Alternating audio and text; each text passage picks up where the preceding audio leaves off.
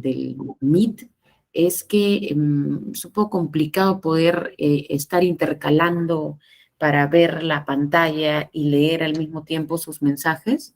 Entonces, las disculpas del caso si por ahí hacen alguna pregunta o algo y no puedo leerla a tiempo, me anticipo, porque usualmente siempre he tenido no sé si problema, pero ha sido un poco difícil poder intercalar o cada vez que he intentado hacerlo, ¿no? Intercalar la pantalla y mensajes al mismo tiempo, he terminado con problemas de señal o en fin. Esperemos que esta vez no ocurra nada por el estilo, ¿ya? Pero entonces vamos a empezar por aquí con el desarrollo de la clase, ¿ya? A ver, listo. Ahora sí, ¿ya? Nociología, entonces. Profesora, ¿no faltó una diapositiva la vez pasada? Yasmín, justo eso estaba preguntando, pero me dicen que sí terminé. Ya, haz memoria, oye, fenómeno. ¿Terminé o no terminé? Ya, mientras hace memoria me traigo un vaso de agua. No terminó. No terminé. Y me dice, sí, terminamos, profesora, me has dicho.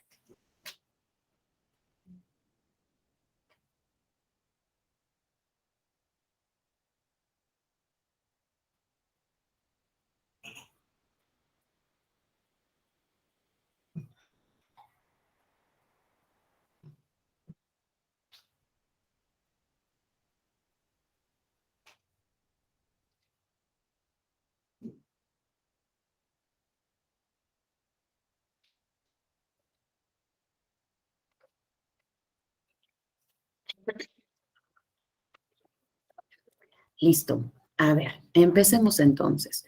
La semana pasada habíamos estado trabajando el problema de la esencia del hombre, ¿no?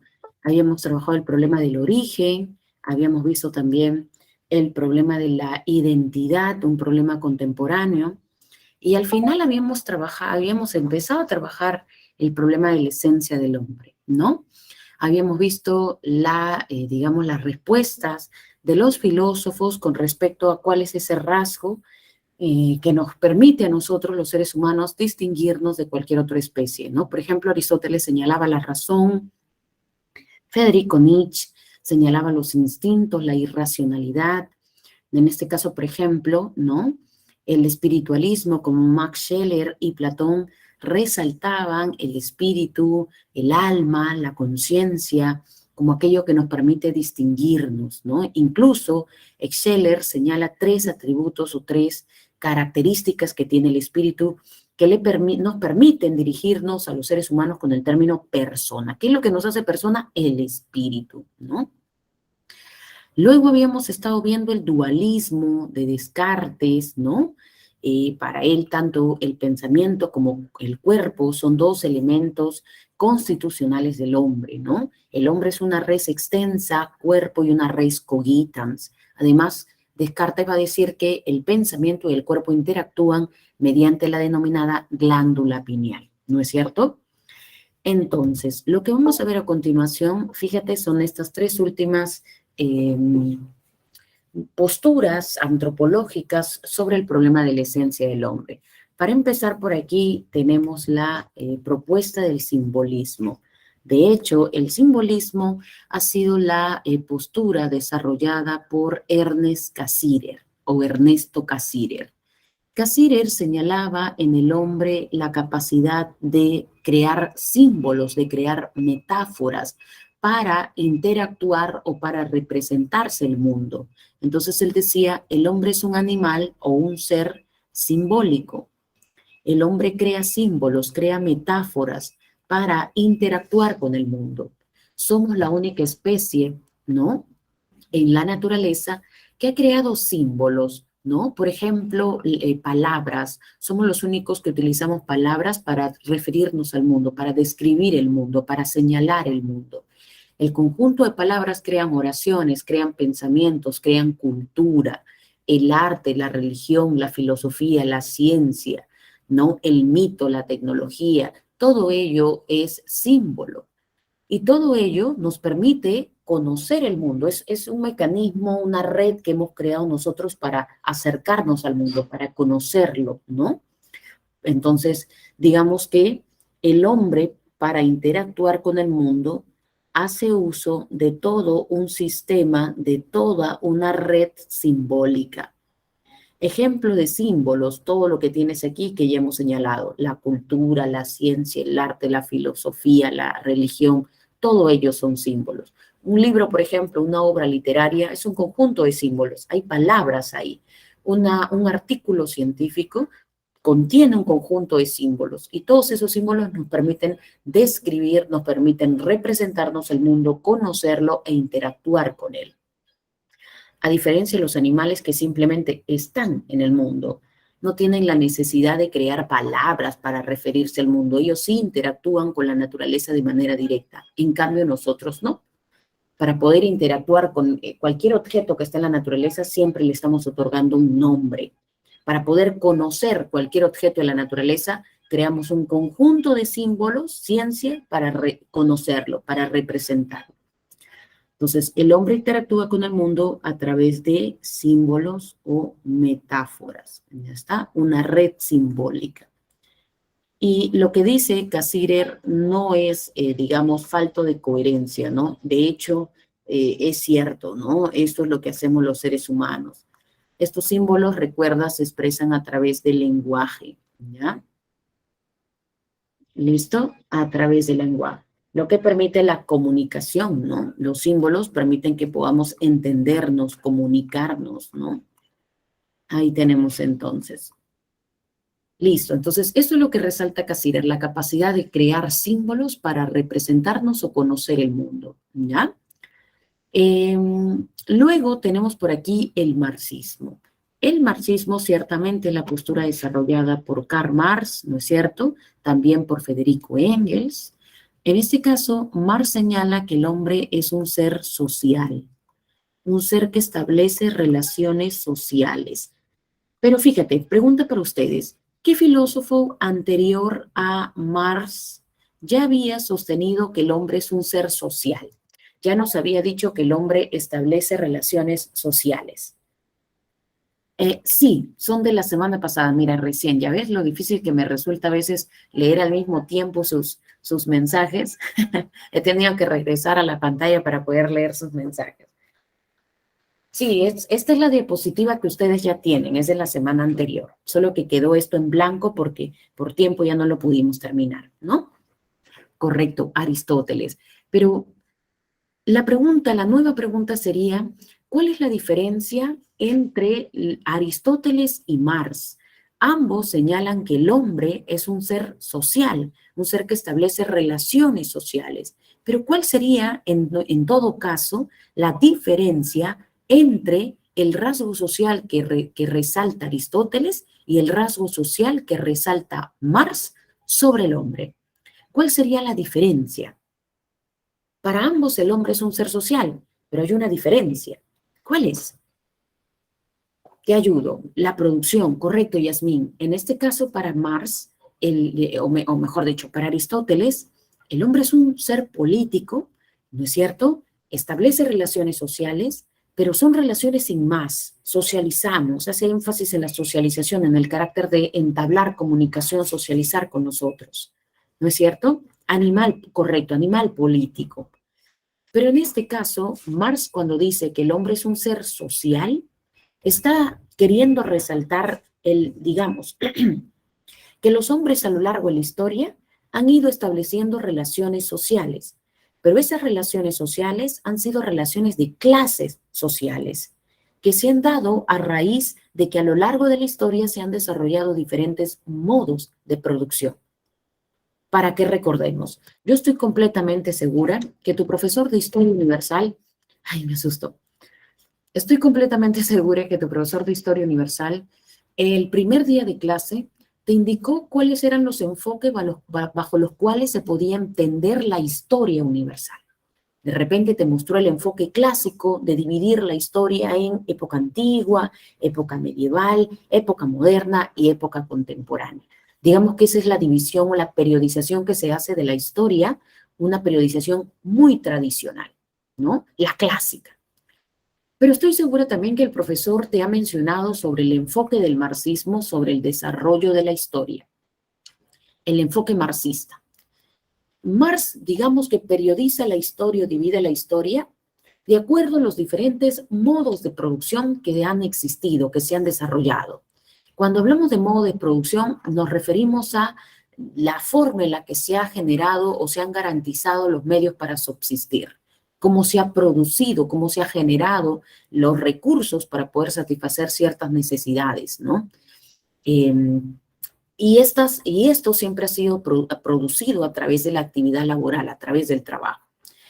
En este caso, por ejemplo, el primer modo de producción que se ha desarrollado para el marxismo es el esclavismo, aunque algunos incluso van un poco más atrás y hablan de la comunidad primitiva.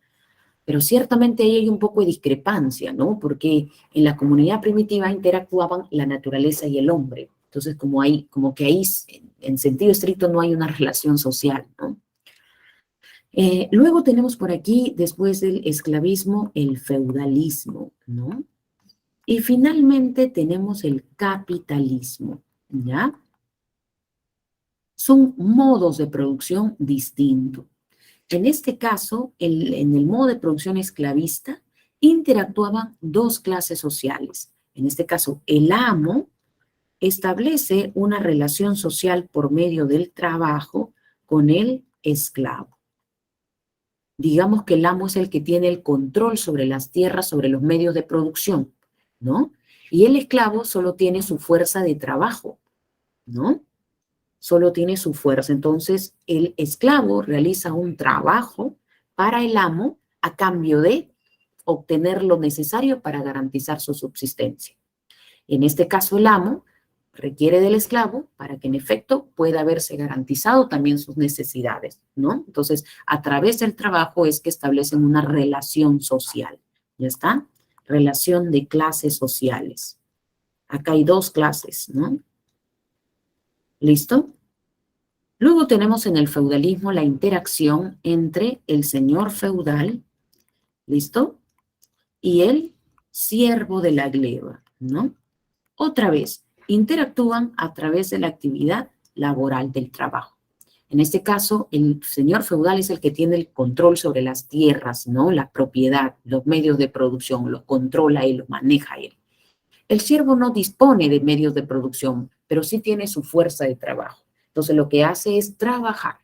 O sea, a través del trabajo entra en contacto con el señor feudal, el siervo trabaja las tierras del señor feudal y a cambio de ello recibe protección, alimentos, ¿no es cierto? Ahí hay una relación social. En la sociedad capitalista, las clases sociales, ¿no? Sería el burgués o el capitalista. Y de este otro lado tenemos al obrero, al proletario. ¿Ya está? Otra vez, el burgués es el que tiene el control sobre los medios de producción, tiene las herramientas, es dueño de fábricas, en cambio el obrero solo tiene su fuerza de trabajo y la renta al burgués a través del trabajo. Trabaja para el burgués, produce ganancias, produce riqueza para la burguesía y a cambio el obrero recibe un salario, ¿no? Ese salario por lo menos le garantiza lo necesario para subsistir. ¿Ya está? Entonces, que bueno, ya esto va a ser sinónimo de crítica por parte de Marx, ¿no? Pero lo que quiero resaltar es lo siguiente, que a lo largo de la historia los seres humanos hemos entablado relaciones sociales, pero esas relaciones sociales han estado mediadas por el factor económico, ¿no? Por los modos de producción. Entonces vamos a colocar que el hombre es un ser social, sí, pero su relación, vamos a colocarlo así, el hombre es producto de sus relaciones, ¿ya está? El hombre es producto de sus relaciones sociales de producción. ¿Ya está? Facilito. ¿Listo? Ahí tenemos entonces muchos. ¡Ay, caramba! Otra vez me asustó. Están construyendo aquí. Profesora, ¿cuál es la diferencia entre la postura de Nietzsche y Diógenes con respecto al instinto del hombre? En sentido, digamos, amplio de la palabra, podríamos decir, Yasmín, ambos resaltan el carácter natural del hombre, ¿no? Entonces, más que encontrar una diferencia, ¿no? Podríamos encontrar ahí cierta semejanza. En este caso, Nietzsche resalta el carácter irracional, los instintos, ¿no? El aspecto natural, biológico del hombre. ¿ya? Diógenes en este caso nos va a decir que, digamos, para poder garantizar la felicidad, lo que deberíamos hacer es renunciar a toda convención social, a toda forma de vida que nos impone la sociedad y empezar a vivir de acuerdo con lo que la naturaleza nos puede brindar. Fíjate, Yasmín, que ambos están hablando de problemas diferentes, ¿no? Son contextos y problemas diferentes. En este caso, a Nietzsche está abordando el problema de cómo podemos comprender al hombre, cuál es su rasgo esencial. Nietzsche va a decir que son los instintos, la irracionalidad. Si te das cuenta, Yasmín, Diógenes está abordando otro tema, otro problema. Entonces, para él el problema es la felicidad. No está tratando de distinguir qué diferencia al hombre, no está tratando de definir ello, pero en sus ideas sobre cómo podemos lograr la felicidad, notamos algunos matices que podrían indicarnos que él está resaltando que el hombre debería, ¿no?, darse más al aspecto natural para que logre la felicidad. Eso es lo que él resaltaría, ¿no? ¿Cómo lograr la felicidad? Rechaza todo lo que la sociedad te imponga y vive de acuerdo con lo que la naturaleza te brinde. Podríamos decir que Diógenes estaría como que resaltando la idea de que el hombre vuelva a su estado natural, ¿no? Y porque solo ahí va a ser feliz, ¿no? Podríamos decir, ¿no? Podríamos encontrar algunos matices, pero recuerda siempre, Yasmín, que ambos trabajan problemas diferentes. Yo podría especular o interpretar que Diógenes resalta el carácter natural, ¿no?, del hombre, pero es eso, ¿no? Recuerda que son problemas diferentes. ¿Ya está? Ya, listo. Entonces ahí, de nada, hija. Entonces ahí tenemos la, digamos, la definición de Marx, ¿ya? El hombre entabla relaciones sociales de producción a lo largo de la historia. La palabra clave aquí es producción, ¿ya? Trabajo. ¿Listo? Ahí tenemos entonces, por medio del trabajo. Borro esto, ¿no? Y finalmente, muchachos, la última postura que faltaría ver es el existencialismo. El existencialismo es una postura antropológica desarrollada por Martin Heidegger, aunque también podríamos colocar aquí a Jean-Paul Sartre, ¿no? Ambos existencialistas referentes. A ver, en este caso, Martin Heidegger va a decir que el hombre no tiene una esencia fija. No es que tú ya naces con un camino trazado, no es tampoco que ya tú tienes un rasgo que te encasilla, que te delimita, ¿no? No, dicen ellos, el hombre no tiene una esencia prefijada, no hay nada que defina al hombre, ¿no? Lo único que ocurre, dice Heidegger, es que los hombres son arrojados al mundo. En este caso, nosotros fuimos arrojados al mundo por parte de nuestros padres. Nosotros no pedimos nacer, no elegimos ni el tiempo, ni el lugar, ni nada, ni a nuestros padres, por último. Entonces, nuestros padres deciden por nosotros y cuando lo hacen, ellos nos arrojan al mundo, nos colocan en el mundo. ¿Y por qué Heidegger dice que el hombre ha sido arrojado en el mundo? Porque para Heidegger, cuando nuestros padres digamos, nos engendran, nos dejan indefensos, porque no hay una ruta, no hay un camino trazado por el cual deberíamos seguir nuestra ruta, nuestro camino, el sentido de la vida. No lo hay. Nosotros estando en el mundo nos sentimos arrojados porque nos descubrimos como un ser de infinitas posibilidades, ¿no? Día a día nos despertamos eligiendo, escogiendo, haciendo uso de nuestra libertad, tratando de forjarnos un camino, ¿no? Todos los días nos descubrimos como un ser que puede optar por diferentes cosas, diferentes oportunidades, diferentes posibilidades. Yo puedo escoger entre estudiar una carrera o simplemente no estudiar. Puedo escoger entre tener hijos o simplemente no tener hijos. Puedo escoger entre si entro a clase o no entro a clase. Puedo escoger entre qué carrera estudio. Puedo escoger si me enamoro o si de repente no me enamoro. Puedo escoger, ¿te das cuenta?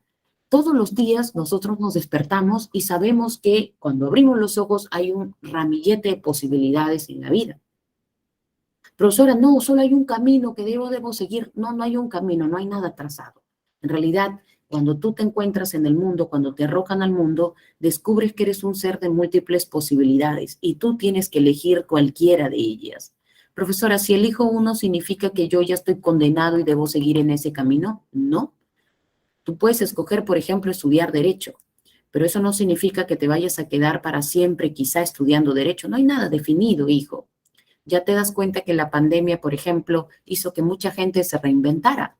Mucha gente que se dedicaba a cierto quehacer, a cierta actividad, ¿no? Que creían que ya su vida estaba definida, ya estaba limitada, ya estaba hecha. La pandemia nos puso, ¿no? En evidencia que no tenemos nada escrito, no tenemos nada seguro, no tenemos nada fijo. Porque gente que tenía una profesión, una carrera, que hacía algo, terminó reinventándose, terminó haciendo otras actividades. Gente que creía que porque ya estaba casada, ya tenía hijos, ya tenía todo seguro y todo fijo, la pandemia nos puso en evidencia que hubo una alta tasa de divorcios. Entonces, si te das cuenta, no hay nada definido. Yo puedo estar casada ahorita, pero eso no garantiza que ya mi vida está fija, está hecha, está determinada. No, hay una posibilidad. La posibilidad es que el día de mañana yo decida divorciarme. Ya está, o puede que no lo haga.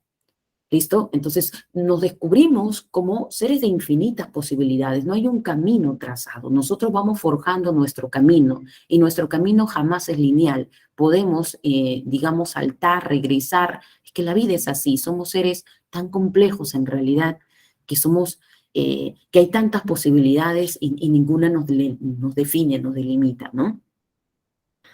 Entonces, eso es lo interesante del ser humano, ¿no? No obstante, dice Heidegger, de todas las posibilidades que existen, hay una posibilidad que no podemos evadir. Hay una posibilidad que sí, sí, sí, no podemos saltarnos. Hay una posibilidad que no podemos escoger, sino que cuando llega, inevitablemente tenemos que aceptarla. ¿Cuál es esa, profesora? La muerte. Por esa razón es que Heidegger va a decir que si algo hay de distintivo en el hombre es que va a morir. Por lo tanto, el hombre es un ser para la muerte. El hombre es un ser que va a morir. Hagas lo que hagas, vas a morir. Elijas lo que elijas, elijas la carrera que escojas, en la vida que quieras llevar, al final todo ello te va a llevar a la muerte. Vamos a morir. Por lo tanto, si algo nos define, es que somos seres que hagamos lo que hagamos, vamos a morir. Ese es nuestro rasgo distintivo, ¿no? Profesor, entonces, ¿qué sentido tiene la vida? ¿No? Porque usted dice que yo llego a este mundo sin pedirlo, mis padres me arrojan y al arrojarme encuentro yo un ramillete de infinitas posibilidades, pero elija lo que elija, haga lo que haga, al final, profesora, me voy a morir. Entonces, ¿cuál es el sentido de la vida? ¿Qué chiste tiene vivir? ¿No? Yo estoy decidiendo estudiar la mejor carrera del mundo, filosofía. Bueno, no es su caso, ¿no? Ustedes quieren estudiar carreras rentables, carreras que les dé dinero, ¿no? Eso quieren ustedes, ¿no? Entonces, profesora, entonces, ¿qué chiste tiene? Yo voy a estudiar esa carrera, pero al final me voy a morir. Sí, Heidegger va a decir eso. Haz lo que hagas, vas a morir en realidad. Eres un ser que va a morir, eres un ser para la muerte. Ya está, esa es una posibilidad que no se puede evadir. ¿Ya está? Listo, muchachos. Ahí tenemos entonces las tres últimas posturas sobre el problema de la esencia del hombre. ¿Ya está? Somos filo corazón, me dice Marta. Eso de la boca para afuera, ¿no? Ustedes solamente quieren dinero nomás. En cambio, nosotros los filósofos, amor al saber. ¿Ya está? Así es. ¿Acaso no cobra, profesora? No, no, no, no, no, no, no, no, no se confunda. A mí me pagan por ser profesora de filosofía, me pagan por mi profesión, por enseñarte a ti la historia de la filosofía. A mí no me pagan por filosofar contigo. Como filósofas, yo no recibo un salario. Es más, hasta gratis lo hago porque en alguna ocasión hasta te voy a invitar a la reflexión. Ya está. Por eso no me pagan. Aumento, dice Rodrigo. Ese Rodrigo. Listo. Ahora sí, muchachos, esta última diapositiva yo les voy a enviar en el PPT de esta semana, ¿ya? Por ahí me dice Yasmín, profesora, el historicismo.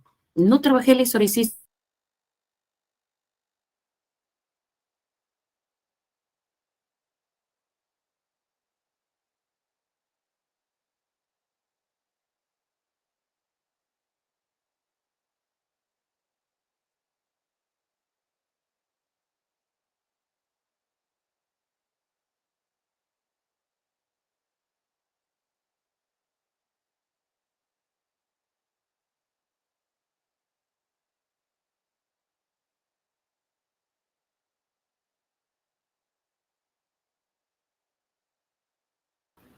Chicos, tranquilos.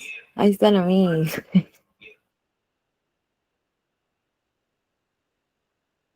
Su micrófono, Miss.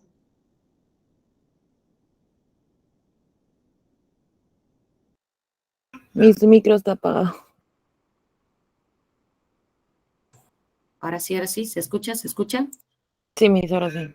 Ya está. Disculpa, hijo. Laxus brutus pajaracus. La poca costumbre de dictar en el Meet. Sin querer, en lugar de dejar de compartir, presioné salir de la sala. Lapsus, lapsus. Pero ya estamos acá. A ver. La poca costumbre, dice. La edad, no, ¿cuál edad? Oye, por favor, no, hijo, ni lo pienses, ¿ah? ¿Cuál edad? Nosotros los adolescentes tenemos pues esa vitalidad, ¿no? Por favor, hijo, a veces uno se equivoca, le pasa a los jóvenes, a la gente joven, claro, obvio, por supuesto. A ver, muchachos. Por ahí Yasmín me decía, profesor, el historicismo, ya está. Entonces yo les he explicado a ustedes hasta el espiritualismo, ¿no? Fíjate, he unido aquí otra diapositiva. Yo les he explicado hasta el espiritualismo, ¿no? Bien, aprovechando entonces la ocasión, tenemos por aquí el historicismo, ¿ya? El historicismo es la postura que desarrolla en este caso Dilthey y que va a desarrollar también el filósofo Ortega y Gasset. Por si acaso, Ortega y Gasset es un apellido compuesto, no vayas tú a creer que son tres personajes aquí, en realidad solo son dos, Dilthey y Ortega y Gasset. ¿Ya está? A ver, ambos van a decir, van a criticar a todas las posturas anteriores al historicismo que habíamos trabajado la semana pasada. Es decir, los historicistas van a criticar a Aristóteles, van a criticar a Scheler, a Platón, a Nietzsche. ¿Y por qué va a rechazar, profesora, las posturas anteriores? ¿No? Porque va a decir el historicismo que estas posturas se han caracterizado por tratar de otorgarle un rasgo muy esencialista al hombre. Han tratado de encasillar al hombre en un rasgo. Por ejemplo, Aristóteles decía, el hombre es un animal que razona, ya. Entonces, es como que la razón ya te delimita, te encierra, ¿no? Pero los historicistas decían, los hombres no siempre actuamos de manera racional, a veces actuamos de manera irracional. Pero entonces, ¿qué? Cuando actuamos de manera irracional, ¿estamos dejando de ser seres humanos? No, por supuesto que no. Lo mismo ocurre con Nietzsche. Nietzsche decía que el hombre es un ser de instintos. Entonces, otra vez el historicista dice, bacán, somos instintos, pero no siempre somos instintivos. También pensamos, razonamos. ¿Qué? ¿Cuando razonamos dejamos de ser seres humanos? No, por supuesto que sí, también. Entonces, rechazamos todas las posturas anteriores, dicen los historicistas, por tratar de otorgarle ya al hombre una esencia definida, una esencia fija, inamovible. Si tú te das cuenta, aquí coinciden tanto Heidegger como los historicistas, porque ambos van a rechazar las definiciones que le otorgan ya una esencia al hombre. En este caso, los historicistas van a decir que el hombre se va haciendo constantemente en el devenir de su historia. El hombre es sus decisiones, el hombre es su historia, el hombre forja su camino. Como dice Machado, caminante no hay camino, se hace camino al andar. El hombre es sus vivencias, el hombre forja su propia historia, el hombre es su historia. ¿Y qué es la historia? La historia son las vivencias que uno tiene. Tú eres tu historia, tú eres tu camino, tú eres lo que haces contigo mismo, tú eres el responsable de forjar tu propia historia, ¿no? Pero en ello hay que tener en cuenta, dicen los historicistas, que la sociedad, el contexto histórico-social, influye mucho en también cómo somos nosotros, ¿no? Vivimos, por ejemplo, en un hogar donde hay muchas creencias, muchos valores, muchos prejuicios y ciertamente todo ese contexto influye mucho en cómo somos. Pero una cosa es que influya y otra cosa es que ya te delimite, que ya te haga, ¿no? Yo puedo vivir en un hogar conservador con muchas creencias y prejuicios muy conservadores. Eso influye, por supuesto, en mí, pero eso no me define. porque yo podría muy bien tener otra forma de ver las cosas, otra forma de ver la vida y romper con esa forma de vida o de perspectiva de la vida que puede tener mi contexto, mi familia. Entonces, influye, ¿ya está? ¿Listo? Sus creencias, sus normas, sus tradiciones, todo eso influye en uno. ¿Listo? Porque somos hijos de nuestro tiempo, somos hijos o vivimos en un contexto determinado y no podemos ser ajeno a ello. ¿Ya está? Pero lo que sí hay que dejar bastante claro, dicen los historicistas, es que los hombres son sus vivencias, los hombres van forjando su historia. Y en ese camino el contexto ciertamente influye. ¿Ya? Listo, muchachos. Entonces, hasta aquí, ahora sí, Yasmín, hemos terminado con todas las posturas antropológicas. ¿Ya? ¿Listo? Ahora sí, vamos a pasar, muchachos, al tema de esta semana, que ya corresponde a la nociología. ¿Ya está? ¿Listo? Hasta aquí, dudas, preguntas. Dice el historicismo, sí, es parecido en el hecho de que ambos resaltan que el hombre no tiene una esencia fija, no tiene una esencia prefijada. Ahí el punto de semejanza. Pero luego, en este caso, el historicismo va a resaltar el carácter histórico, va a resaltar el hecho de que la sociedad influye, va a resaltar que somos hijos de nuestro tiempo, de que estamos dentro de una sociedad que nos va de alguna forma, no sé si moldeando, pero sí va influenciando en nuestras decisiones, en cómo actuamos, en qué hacemos. ¿Ya está?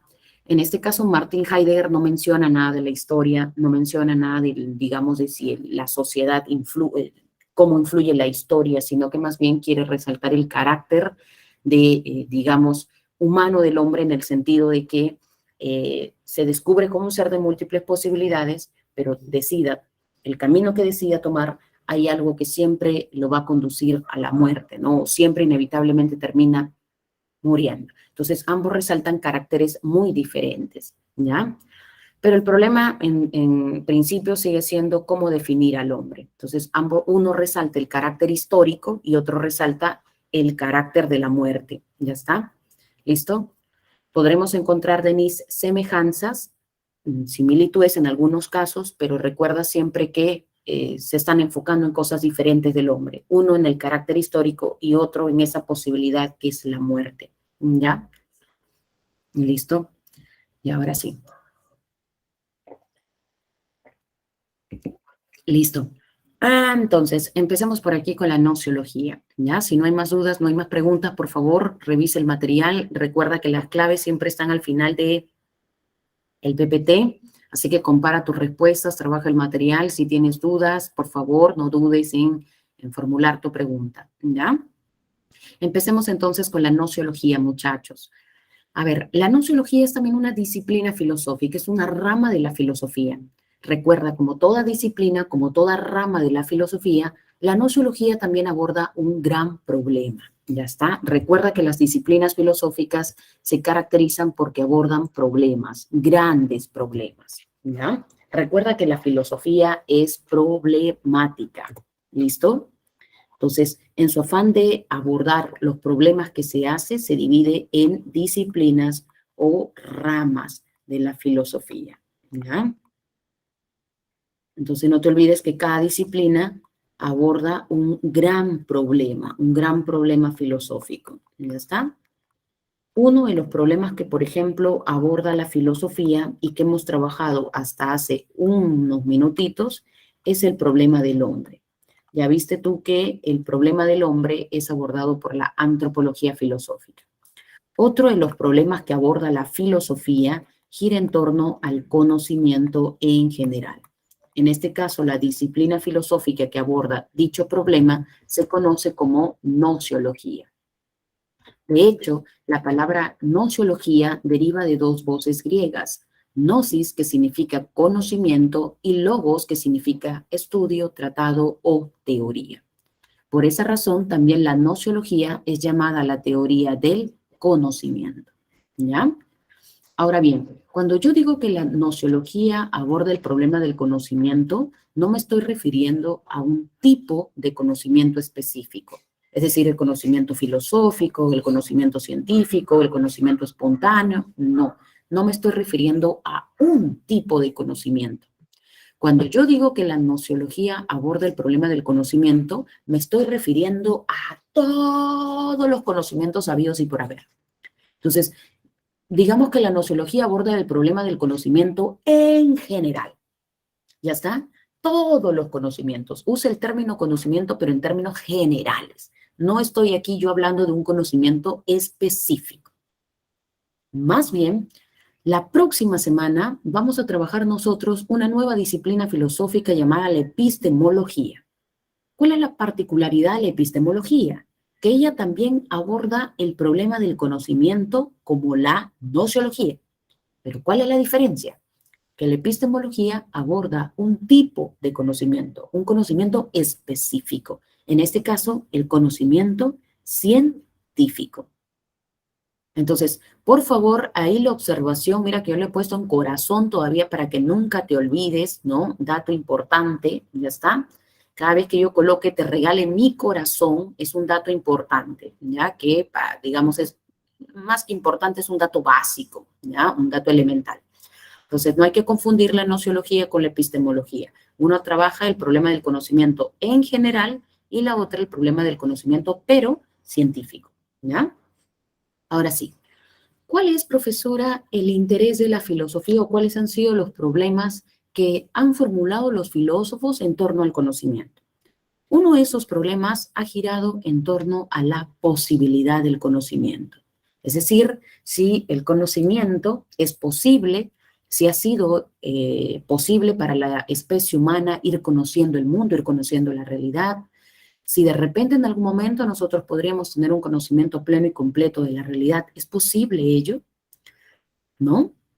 Entonces, vamos a ver cómo a lo largo de la historia los filósofos han intentado resolver este gran problema y tú te vas a dar cuenta que lejos de tener una respuesta definitiva, lo que vamos a encontrar son diferentes posturas, incluso opuestas, hijo, porque así son los filósofos, problemáticos somos, ¿no?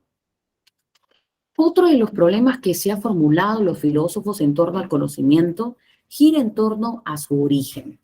Damos por hecho de que tenemos una serie de ideas en la mente, una serie de conocimientos en la mente, pero la pregunta es ¿cómo llegaron ahí? ¿A través de qué medio? ¿La experiencia? ¿Será acaso que yo, todo lo que tengo en mi mente, llegó aquí a través de los sentidos, a través de la experiencia?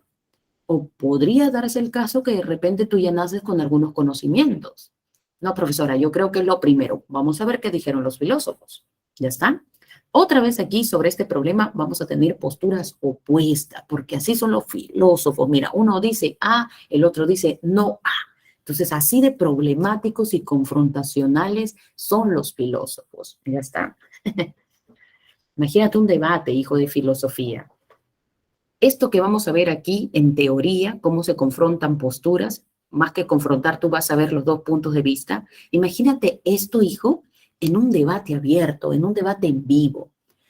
Tal persona, tal filósofo se levanta, da su punto de vista y el otro automáticamente, yo tengo un punto de vista diferente, y se opone. Entonces esto se vuelve un ruedo, hijo, imagínate, son los filósofos.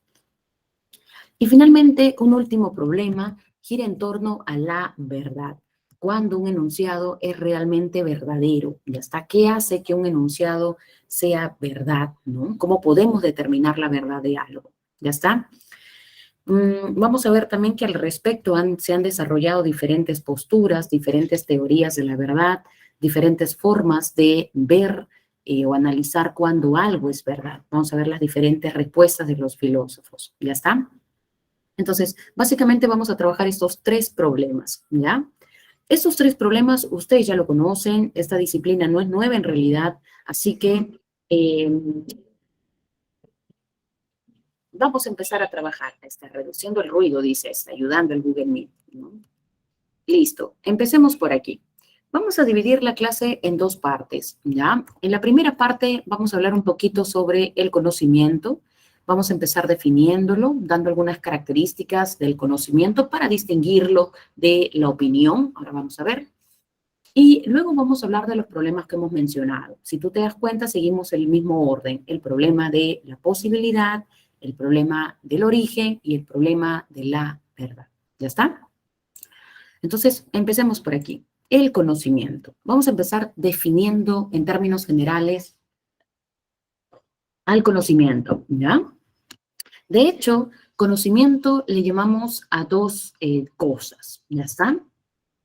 Conocimiento le llamamos al preciso momento en que tenemos a un sujeto que está interactuando con un objeto, ¿ya está? Entonces, conocimiento le llamamos a la interacción que se establece entre un sujeto cognoscente, un sujeto predispuesto, un sujeto con la actitud de aprender algo, poniendo toda su concentración, todo su esfuerzo, toda su atención por querer aprender algo. Y un objeto que va a ser no cualquier objeto, sino algo que el sujeto vaya a aprender, vaya a conocer. Podría ser, por ejemplo, en este caso, un libro. Podría ser en este caso, como tú, la clase. ¿Ya está? Entonces, vamos a graficarlo por aquí. ¿Listo? Tengo aquí a un sujeto, pero no cualquier sujeto, es un sujeto cognoscente. ¿Por qué le llamamos cognoscente, profesora? Porque es un sujeto que está predispuesto, que ha puesto toda su actitud, todo su ímpetu, toda su concentración por tratar de aprender algo. Por ejemplo, en este momento tú eres un sujeto cognoscente, porque tú estás dejando de prestar atención a todo lo que ocurre a tu alrededor, incluso los aparatos que te distraen, y estás poniendo todo tu esfuerzo y toda tu concentración por aprender algo. En este caso, ¿qué se aprende, profesora? Un objeto. Ya está, un objeto. Ese objeto puede ser un libro, ese objeto puede ser la clase, ese objeto puede ser un experimento, ¿listo? Una obra literaria, ¿listo? Pongámosle un libro. Ese objeto no es cualquier objeto, sino que es un objeto que el sujeto está aprendiendo. Por lo tanto, a ese objeto le llamaremos objeto cognoscible. ¿Listo? En la medida en que encontremos a un sujeto cognoscente, tú ya sabes cuáles son sus cualidades, interactuando con un objeto cognoscible, a esa interacción, a esa relación, le vamos a llamar conocimiento. ¿Ya está? Profesora, ¿a la interacción? Sí. A la interacción, a la relación, le vamos a llamar conocimiento. Pero le vamos a llamar conocimiento como acto. Porque hay un acto, hay una relación, hay una interacción. ¿Ya está? ¿Listo?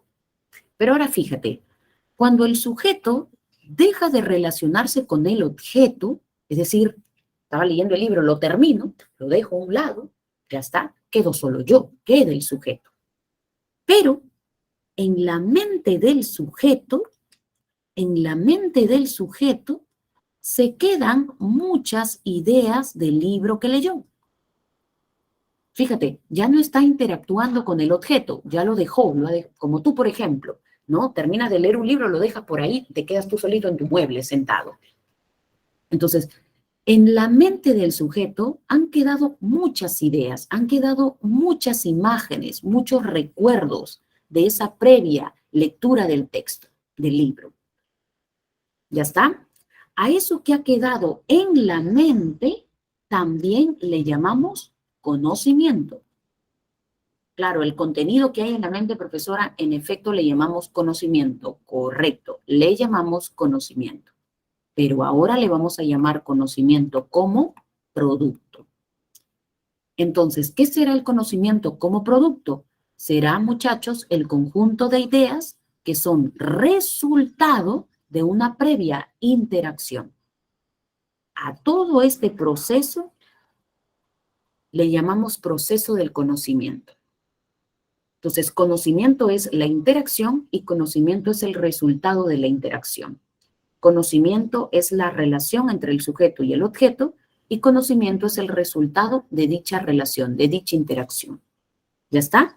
Conocimiento como acto, conocimiento como producto, conocimiento como interacción, conocimiento como resultado de la interacción. A todo ello le llamamos conocimiento. ¿Ya está? Por ejemplo, en este momento, ustedes están en proceso de conocimiento, ¿no? Digamos en conocimiento como acto.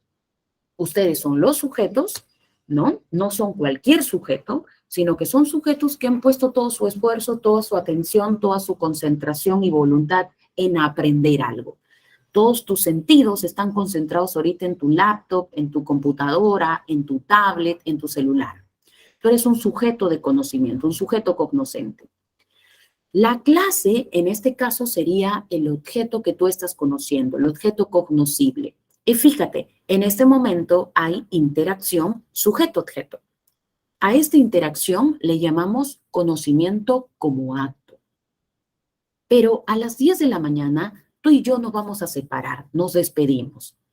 A las 12, es más, tú apagas tu computadora, apagas tu laptop y comienzas a hacer otras cosas que ya no sea interactuar con tu objeto. Pero en tu mente se quedan muchos recuerdos de la clase, muchas ideas de la clase. Entonces tú comienzas a evocar. La profesora dijo que la nociología era diferente de la epistemología, claro. También aprendimos sobre el simbolismo y vas recordando. Todo eso que se almacene y que quede en tu mente también se le llama conocimiento. Y fíjate que todo eso que está en tu mente es resultado de una previa interacción. A todo eso que queda en la mente le llamamos conocimiento, pero como producto. Entonces, conocimiento puede ser entendido como acto, interacción, o como producto, resultado de la interacción. ¿Ya está? A ver si se entiende. En este caso, por ejemplo, cuando Marie Curie está llevando a cabo un experimento tratando de conocer, pregunta, ¿eso es conocimiento como acto o producto? Acto producto. A ver, acto producto. Claro. Conocimiento como acto. Las teorías, las leyes científicas, fíjate, las teorías, las leyes científicas, ya no hay interacción, son contenido, son producto, correcto, son resultado. La teoría de la relatividad, la teoría de la evolución, las leyes científicas son contenidos cognitivos, son conocimientos científicos en este caso. Pero esos conocimientos, productos, son resultado de una previa interacción. El científico primero interactúa con su objeto de estudio y el resultado de esa interacción es la ley, la teoría científica. Entonces, no te olvides, a todo ello le llamamos acto de conocimiento, ¿ya? Un último detalle, muchachos, ya que lo he dibujado por acá.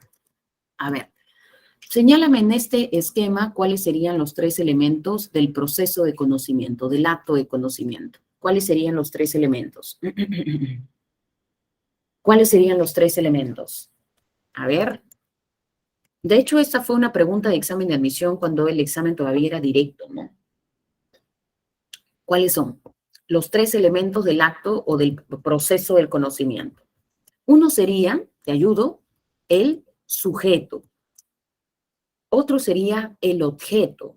Y otra sería la representación mental, es decir, la idea, ¿no? Sin embargo, muchachos, aunque no lo creas, San Marcos, cuando colocó esta pregunta, yo recuerdo cuando el examen todavía era directo, San Marcos colocó entre sus claves sujeto, objeto e idea. ¿Ya está?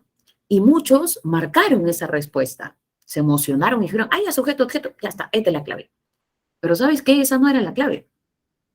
Había otra clave que decía lo que ha colocado Mica. Sujeto cognoscente, objeto cognoscible e idea. O representación mental. Entonces, la palabra correcta o precisa, si queremos decirlo así, es sujeto cognoscente, porque hay una diferencia entre el sujeto que está caminando ahorita por la vereda de tu puerta, de tu casa, y tú, sujeto. Ambos son sujetos, tú y el que está pasando por la vereda. ¿Cuál es la diferencia? Que tú eres un sujeto que está aprendiendo. Tú eres un sujeto que ahorita ha puesto toda su voluntad y su esfuerzo en aprender algo. Tú no eres cualquier sujeto, eres un sujeto cognoscente. ¿Ya está? Entonces, ojo con eso, ¿ah? ¿Listo? Profesora, pero si me colocan sujeto, objeto y no me colocan la otra opción, ahí sí podríamos marcar, pero quizá para hacer la observación, si queremos ser un poco más precisos en nuestra respuesta y más, digamos, meticulosos, podríamos añadir ahí el sujeto cognoscente, ¿ya? Pero insisto, en caso que no te coloquen y de frente haya sujeto, objeto y representación, bien entonces, ¿ya? pero coloco yo el nombre completo por si acasito, nunca está de más, ¿ya? Listo, ahí tenemos entonces, muchachos. ¿Listo? Y la representación, recuerda, obviamente es mental, ¿no? Es la idea, eso que quede en la mente, el contenido, ¿ya está? Entonces no te olvides, cuando hablamos de conocimiento como acto, la interacción. Cuando hablamos de conocimiento como producto, el resultado de la interacción, es decir, la representación mental, ¿ya? ¿Borro este esquema? Sí, ¿no? ¿Borro? Sí, ¿no? Creo que sí. Listo, ahí tenemos entonces. Ahora sí, vamos por aquí rapidito, muchachos, con las características del conocimiento, ¿ya?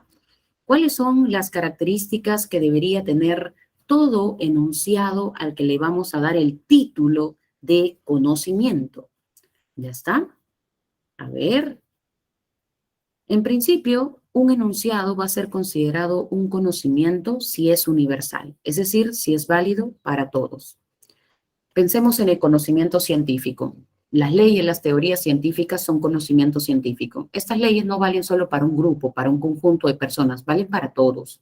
¿Ya está? Entonces, un conocimiento para que sea considerado como tal debe ser universal, debe ser válido para todos. ¿Ya está? Lo opuesto a un conocimiento, muchachos, y lo noto por aquí, lo opuesto a un conocimiento es una doxa, una opinión. De hecho, te adelanto que el primer filósofo que intentó diferenciar entre conocimiento y opinión fue Parménides y luego Platón. En este caso, Platón, ¿no es cierto?, decía que el conocimiento verdadero es diferente de la doxa, de la opinión. ¿Ya está? Un conocimiento es universal, vale para todos. En cambio, una opinión no vale para todos. Una opinión es personal, es particular. E incluso puede ir variando de persona en persona. Entonces, lo opuesto al conocimiento universal es una opinión particular, ¿ya? Un conocimiento es necesario. ¿Qué significa? Que un conocimiento no se contradice. Siempre es de una manera, de un modo y no de otro. No va cambiando, no va alterándose. No se modifica, no es mutable. Por ejemplo, pensemos en el teorema de Pitágoras. El teorema de Pitágoras es siempre el mismo. No es que, profesora, aquí es la suma de los catetos, pero si yo me voy a otro lugar, no es la suma, es la resta. No. Un conocimiento como el teorema de Pitágoras es necesario, no se contradice, siempre es de una manera y no de otra. No se va modificando, no se va alterando, no es contingente, es necesario. En cambio, una opinión no es necesaria. Una opinión es contingente porque tú puedes cambiarla, puedes contradecirte, tú puedes opinar una cosa y luego decir, no, ya cambio de opinión. ¿Te das cuenta? En cambio, un conocimiento no se altera, no se contradice. Una opinión, sí. ¿Ya? Un conocimiento es objetivo. ¿Qué significa ello? Que, por ejemplo, pensemos otra vez en los conocimientos filosóficos, en los conocimientos científicos. Estos son objetivos porque se remiten únicamente a describir los hechos como son, sin alterarlos, sin modificarlos. Por ejemplo, ¿por qué aceptamos la teoría de la evolución? ¿Porque la dijo Darwin? Porque Darwin fue un gran, en este caso, científico, ¿no es cierto? ¿Por qué aceptamos la teoría de la relatividad? Ah, porque Albert Einstein era un gran científico y su cerebro, todavía hay enigmas sobre su gran lóbulo frontal y porque creemos que tiene más lóbulo frontal que... No. Entonces, un conocimiento es objetivo porque ese conocimiento es aceptado porque simplemente describe las cosas tal y como son, al margen de quién lo dijo, al margen de quién lo defendió, quién lo promovió, al margen de cualquier factor subjetivo.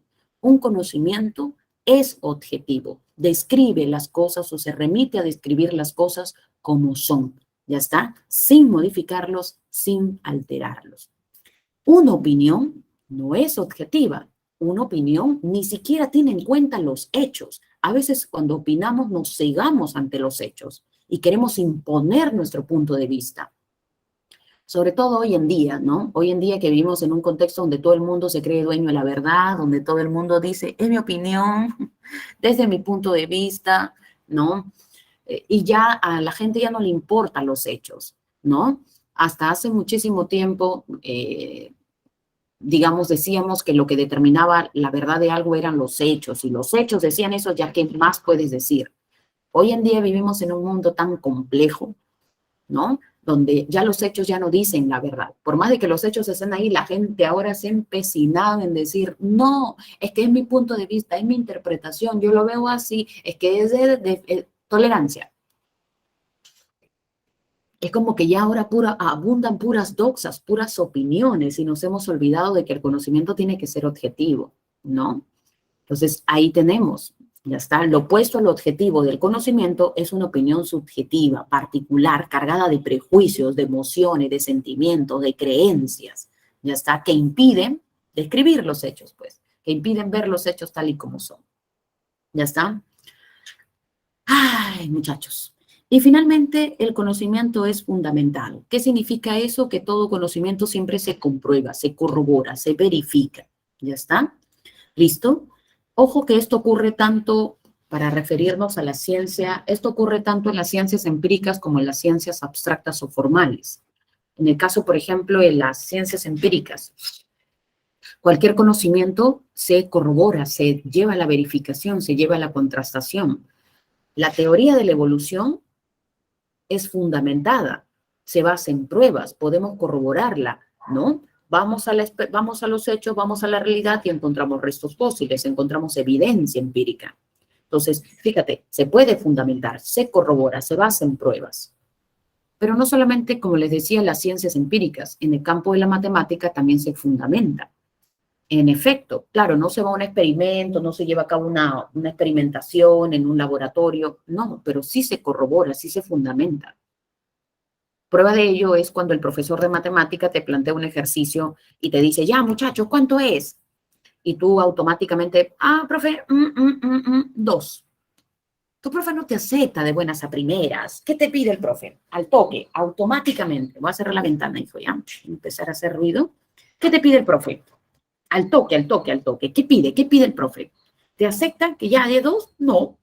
¿Qué es lo que pide? Correcto, Gabriel. Automáticamente el profesor pide cómo lo has hecho. Procedimiento. Demuéstralo, pues. Dame pasos para creerte. Solución. ¿Cómo lo has hecho? No está, ¿no es cierto? Y tú tienes que ir con tu papel y profe, acá está, mi prueba. Ya está. Y el profe recién te dice, ok, ahora sí. Entonces también corroboras, ya está, también se fundamentan nuestras respuestas. Entonces, no te olvides, muchachos, que estas son 4 características que de manera objetiva y universal debe tener todo conocimiento. Profesora, si no cumple estas 4 características, no es conocimiento, sino es solo doxa, opinión. A partir de ahora, cuando converses con alguien, fíjate entonces si lo que te está brindando es un conocimiento o si te está brindando una opinión. En este caso, para desarrollar la clase, yo te estoy brindando conocimiento, porque yo no te estoy dando mi opinión, sino que te estoy indicando, ¿no? Te estoy dando un conocimiento que es válido para todos, la filosofía, que es necesario aquí, a donde te vayas, cualquier libro que revises vas a encontrar la misma información. Revisa cualquier libro preuniversitario, el que quieras, la información es la misma. Vete a Estados Unidos, vete a Brasil, vete a Europa, la información va a ser la misma. Lo único que cambia es la forma en cómo se explica, cómo se dicen las cosas, la metodología, las herramientas, pero la información es la misma. Si viene cualquier otro profesor de filosofía y te enseña, la información es la misma. Ya está, todo es lo mismo, ¿listo? Porque el conocimiento es universal, es válido para todos, es necesario, no se contradice. Es objetivo, porque yo estoy remitiéndome a describirte las cosas. No te estoy diciendo, muchachos, a mí me parece que no debería ser, no, es un objetivo. Y estoy fundamentando mi conocimiento porque te estoy dando pruebas, evidencia, ¿no? Entonces yo te estoy brindando conocimiento, ¿no? A veces nomás te voy a brindar doxa, ¿no? Pero te la voy a decir, te voy a adelantar. Un segundo, voy a cerrar la puerta.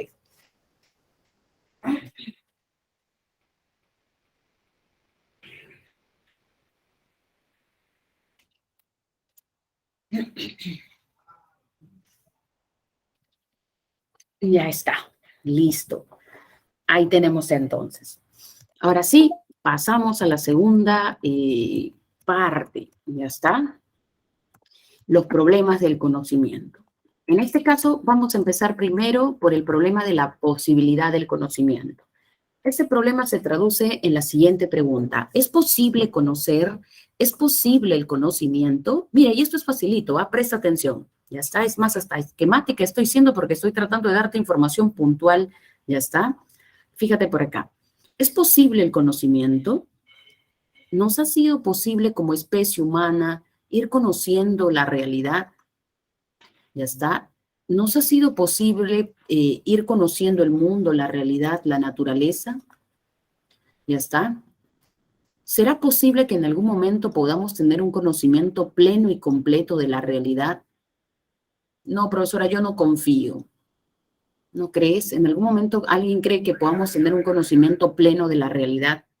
¿Podríamos llegar a la perfección finalmente, muchachos? Profesora, yo creo que sí, al menos yo confío en la ciencia, porque la ciencia va demostrando que cada vez tiene un conocimiento más exacto del mundo. Establece leyes que encuentran, ¿no? O que describen muy bien regularidades que se ven en la naturaleza.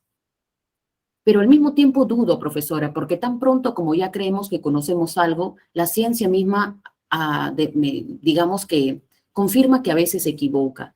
Entonces, como que el hecho de que la ciencia se equivoca me hace sospechar también de que no podemos tener un conocimiento seguro del mundo, ¿no? Pero al mismo tiempo sí. Entonces, la pregunta es, ¿podemos confiar en que estamos conociendo la realidad? ¿Podemos confiar en que podemos conocer la realidad?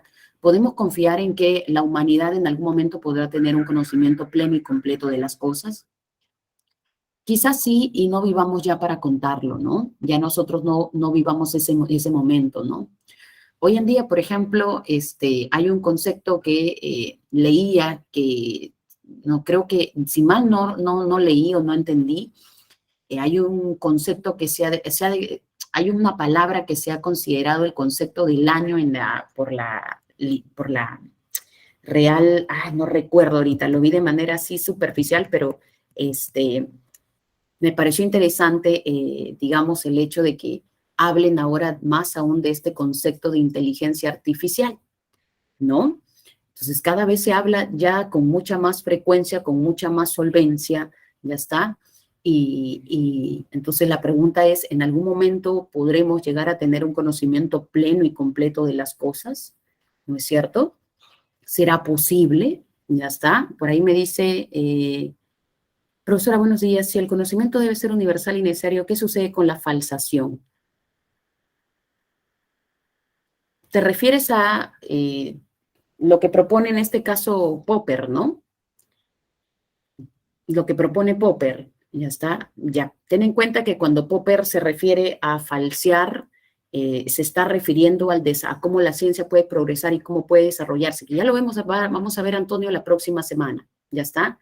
Pero en la medida en que aceptemos, Antonio, una ley científica, ya sea de manera provisional, como dice Popper, esta debe cumplir algunos requisitos. Debe ser universal y debe ser necesaria. Pero cuando no lo cumpla, el mismo Popper dice, que es lo que debe buscar el científico, falsear su ley, debe al mismo tiempo reformularse, proponerse una alternativa, una nueva ley. Ya está, entonces esas características, Antonio, que he mencionado, son características que por lo menos debería tener cualquier conocimiento, así sea, Antonio, de forma provisional. Que luego caigan y se reformulen y surjan nuevas leyes, bacán, eso es inevitable, al menos lo diría Popper, ¿no? Pero esas leyes que de momento estén vigentes deben cumplir esos 4 caracteres, esas 4 características, ¿ya? ¿Listo? ¿Sí se entiende, Antonio? Recuerda que para Popper, no te olvides, la falsación es la negación de algo a través de ensayos. Ajá, claro, en efecto. Pero en este caso, Popper no niega que las leyes que están vigentes sean científicas de manera provisional.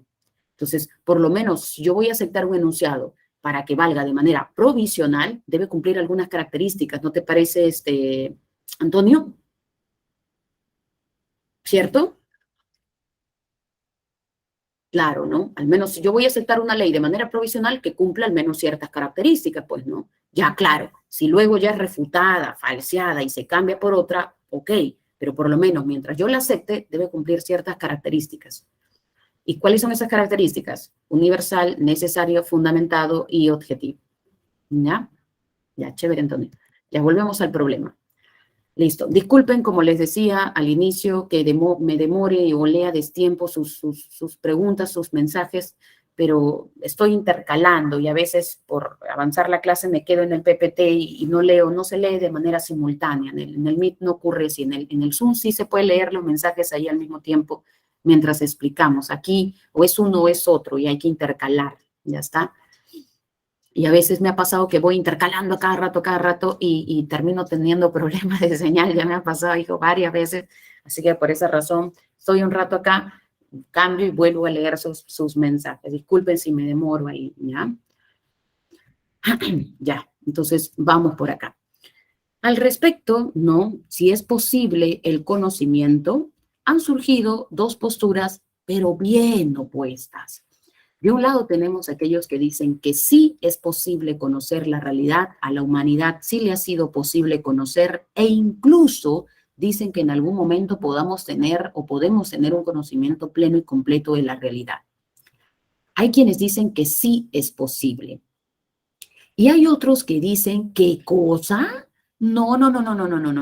No podremos llegar a conocerlo todo, ni siquiera hoy en día tenemos un conocimiento de la realidad. Nada conocemos. Dos posturas contrapuestas. A la primera le llamamos dogmatismo, a la segunda le llamamos escepticismo. Pero fíjate, vamos a encontrar por aquí una tercera postura, llamada el criticismo. El criticismo va a ser como que una sumatoria o una síntesis del dogmatismo y el escepticismo. El criticismo va a decir, no, pero un ratito, no peleen, por favor. Es que sí se puede conocer. Claro que se puede conocer, pero no podemos conocerlo todo. Entonces, cuando dice sí se puede conocer, ¿con quién está de acuerdo? Ciertamente está de acuerdo con el dogmatismo. Dice que sí se puede, pero luego dice, pero no todo. Ya desde el momento en que pone el pero, ya vemos ahí un acuerdo con el escepticismo.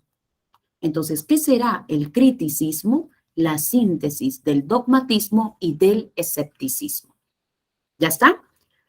Listo, hemos terminado con el primer problema, así de fácil, hijo. ¿Ya está? Hemos terminado con el primer problema. ¿Ya está? Vimos cuál es el problema, lo hemos formulado y ya vimos cuáles son las tres respuestas. Terminamos, facilito. Ahora, para ser un poco más precisos y más rigurosos, vamos un poquito a indagar en por qué dijeron sí, por qué no y por qué el otro dijo sí, pero no. No todo. ¿Ya está?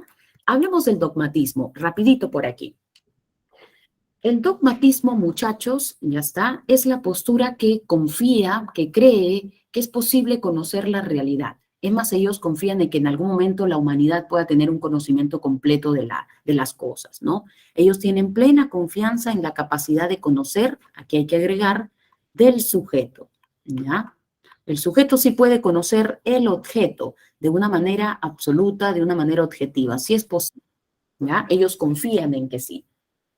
De hecho, cabe resaltar que dogmático es la persona que cree, el que no duda, el que acepta sin cuestionar, el que no pide pruebas.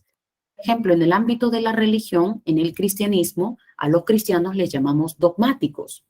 Profesora, ¿por qué le llamamos a los cristianos dogmáticos? Porque ellos creen sin cuestionar. ¿Ya está? Ellos aceptan, ellos apelan a la fe, creemos, no dudamos. Yo creo que Dios existe, yo creo que Jesús murió y resucitó al tercer día. Yo creo que la Virgen María, ¿listo?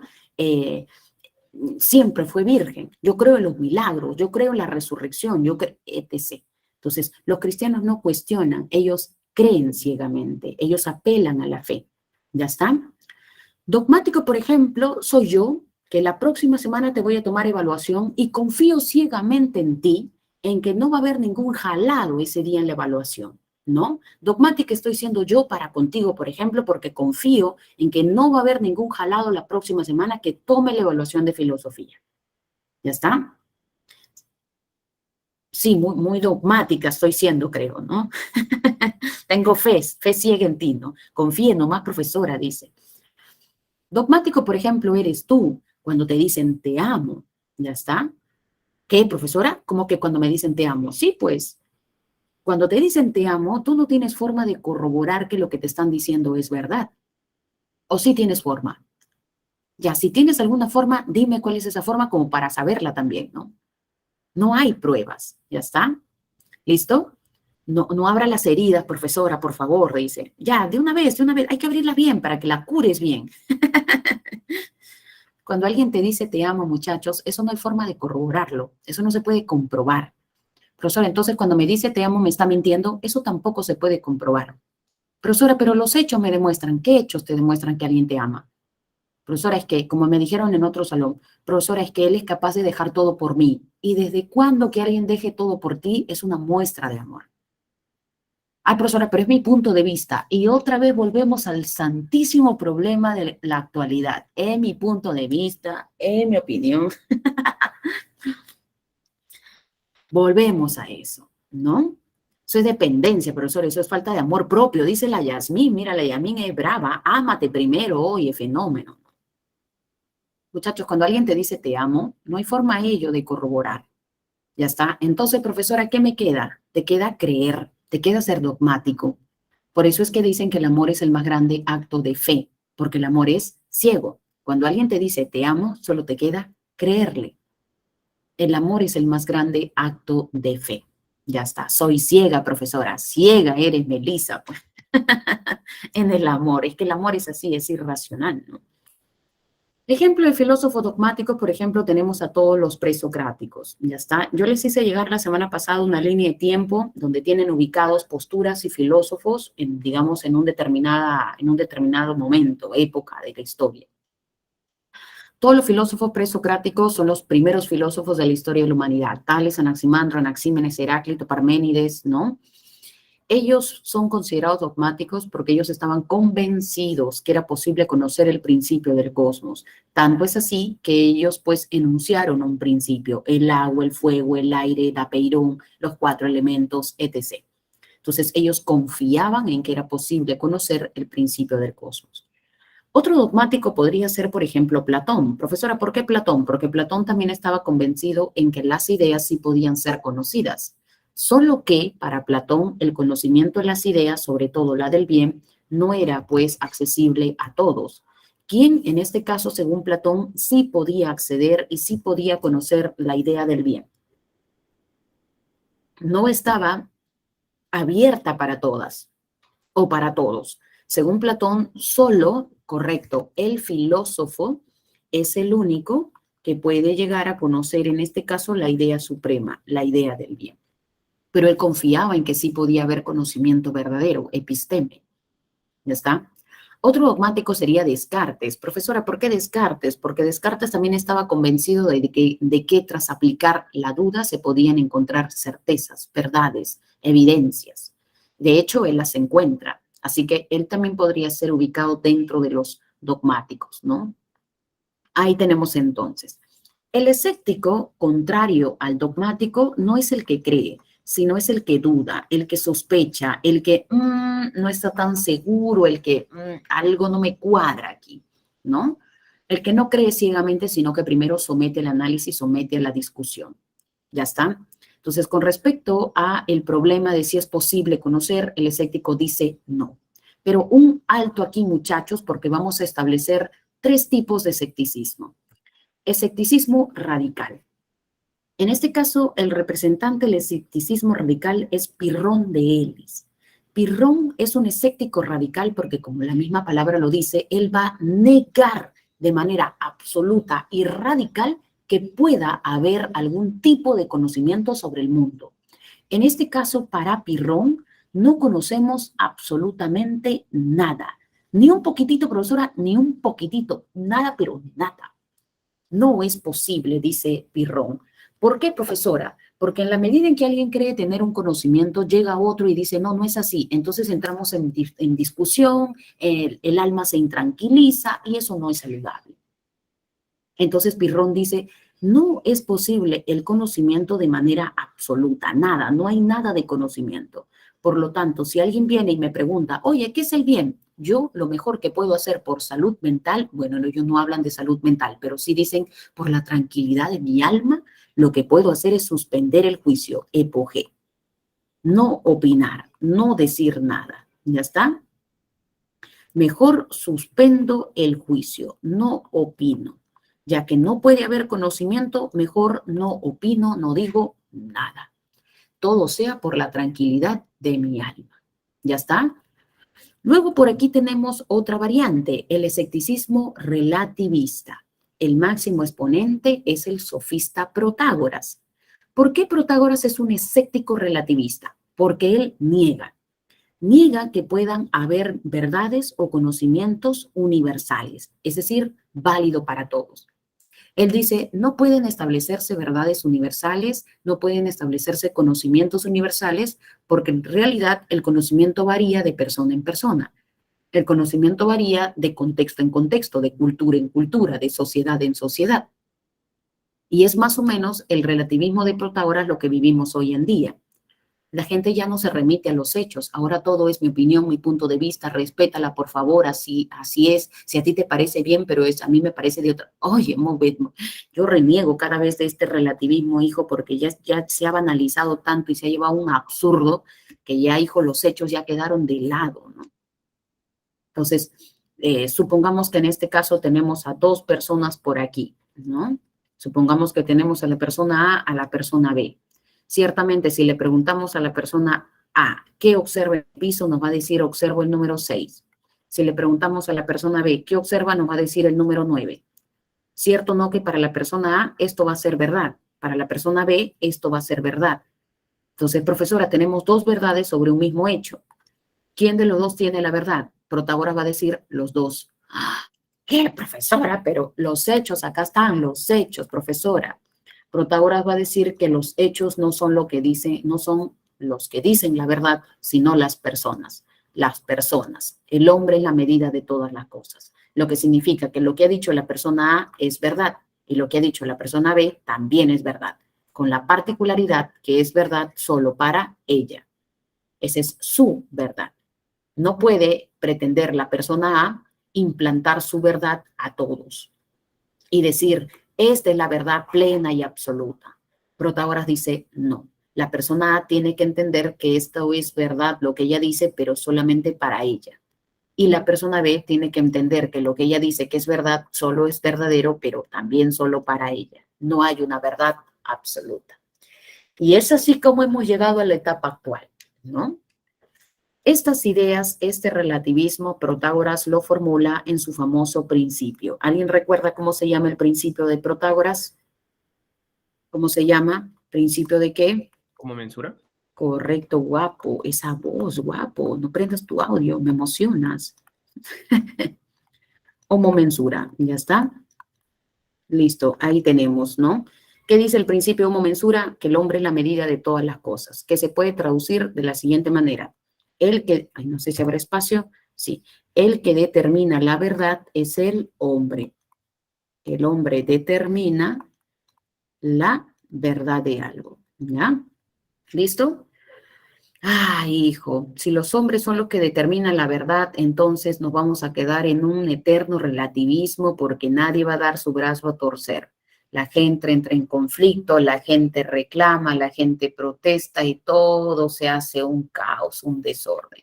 Hoy todos somos dueños de la verdad, ¿no? ¿Y qué genera que todos sean dueños de la verdad? Conflicto. Eso ha generado. Ya está, relativismo. ¿Es bueno? Sí, pero ya actualmente ya se ha banalizado, se ha trivializado tanto, hijo, que ya es sospechoso también, ¿no? Habría que ahí considerar cuáles son las consecuencias que está dejando esta carta abierta del relativismo, ¿no? En fin. Y luego tenemos por aquí el escepticismo agnóstico, cuyo representante es el empirista David Hume. ¿Por qué le llamamos a Hume agnóstico o escéptico agnóstico? Porque él va a negar que pueda haber conocimiento sobre entidades que trasciendan las sensaciones, es decir, entidades metafísicas. Como por ejemplo, profesora, por ejemplo, Dios. Por ejemplo, el alma. David Hume es un filósofo empirista, entonces va a decir, solamente puede haber conocimiento de aquello que viene a través de la experiencia. ¿Ya está? Yo no puedo conocer aquello que va más allá de mis capacidades, aquello que va más allá de mis sentidos, aquello que va más allá de la experiencia. Entonces yo trazo un límite. Todo lo que a todo lo que se acceda a través de los sentidos es lo que yo puedo conocer. Sin embargo, hay entidades metafísicas como Dios, alma, ¿ya está? Estas entidades metafísicas, yo no puedo conocerlas a través de los sentidos. Yo no he visto a Dios, no he tocado a Dios, no lo he abrazado, no lo he escuchado. Entonces, yo de Dios no puedo tener acceso, no puedo tener conocimiento. Entonces, ¿y por qué no puedo saber sobre Dios, no puedo conocer sobre Dios? Porque Dios trasciende, va más allá, supera mis límites, supera mis capacidades. Entonces, yo no creo que pueda haber conocimiento sobre las entidades metafísicas o sobre entidades que van más allá de la experiencia, de las sensaciones. ¿Ya está? Hume, entonces una preguntita. ¿Dios existe? Hume va a decir, ¡ah! Un ratito. Pero ¿cómo me vas a preguntar si Dios existe? Responde pues Hume. Es que yo no puedo comprobar. Yo no te puedo decir que Dios existe. ¿Y por qué no, Hume? Es que no puedo comprobarlo. Dios supera mis límites, va más allá. Mis sentidos no tienen acceso a Dios. Entonces, si tú me preguntas si Dios existe, no puedo responderte a ello. No lo sé. Hume, entonces Dios no existe. Tampoco puedo afirmarlo. ¿Cómo te voy a decir que Dios no existe si no puedo conocer a Dios? Ay, Hume, entonces tú ni afirmas ni niegas que Dios existe. Así es, yo soy un agnóstico. ¿Y quién es el agnóstico? El nini. A partir de ahora, grábate esta mnemotecnia. El agnóstico sería el que asuma una postura intermedia entre el creyente y el ateo. El creyente dice Dios sí existe, el ateo dice no, Dios no existe. El agnóstico dice ni afirmo ni niego, ni sí ni no. Entonces, un agnóstico es una persona que no afirma, pero tampoco niega la existencia de Dios. ¿Y por qué no afirma ni niega? Porque no hay pruebas, porque Dios trasciende mis sentidos, Dios trasciende la experiencia, Dios va más allá de mis capacidades. Y como yo no puedo conocer a Dios, entonces no es posible que yo afirme ni niegue su existencia. ¿Ya está? Ahí tenemos entonces, muchachos, el escepticismo agnóstico. El ni estudia ni trabaja. En este caso ni afirma ni niega, ¿no? Profesora, pero si en el escepticismo se hace epogé, ¿no estaría cumpliendo con una actitud filosófica? Formular argumentos. Se hace epogé, ¿no estaría cumpliendo con una actitud filosófica? Formular, ya, ¿te refieres formular argumentos con la característica racional? Sí y no, Jason. Sí, porque en este caso la filosofía es criticar, es dudar, es someter a la duda, es ser escéptico. La filosofía es todo lo opuesto a ser dogmático. Entonces, en ese sentido, el escepticismo sí es una postura filosófica, ¿no? Como tal, cumple ese carácter de la filosofía. Ahora, cuando tú me dices, profesora, pero luego al suspender el juicio ya no estamos dando argumentos. Esa sí podría ser una observación para los escépticos. Pero recuerda que lo que estamos analizando aquí son posturas filosóficas, ¿no? En algún momento, Jason, por ejemplo, yo puedo ser dogmática, puedo ser escéptica también, radical como Pirrón. Son posturas que podemos adoptar. ¿Ya está? Entonces, podríamos decir que en cierta medida cumplen las características que hemos mencionado la semana pasada, el de criticar, problematizar, discutir, pero en la medida en que propone Pirrón, en este caso la epogé, sí, pues no está brindando respuestas a preguntas, sino que simplemente está diciendo es mejor suspender el juicio, ¿no? En este caso sí, ahí sería lo interesante analizar, pero por eso no deja de ser una postura filosófica, Jason, ¿ah? ¿Listo? Ya está, ahí tenemos entonces, vamos avanzando, vamos avanzando. Finalmente tenemos por aquí el criticismo. El criticismo es la postura de Immanuel Kant. Kant va a decirnos que sí se puede conocer, pero no se puede conocer todo. En este caso, Kant, volviendo al esquema que tenemos ahí arriba, Kant nos va a decir, la realidad podemos dividirla en dos. ¿Ya está? De la realidad solo podemos conocer, dice Kant, el fenómeno. ¿Qué es el fenómeno? El fenómeno para Kant sería la apariencia de la cosa. Entonces, para Kant solo podemos conocer la mera apariencia. Pero Kant va a decir, no se puede conocer el noúmeno, es decir, la esencia de la cosa. Eso es incognoscible, eso va más allá de nuestras capacidades, no podemos conocer. ¿Listo? Entonces, Kant va a decir, sí se conoce el fenómeno, la apariencia, ya está, ¿listo? Pero no conocemos el noúmeno, la esencia. Lo mismo que se aplica para las cosas, para la realidad, también se aplica para las personas.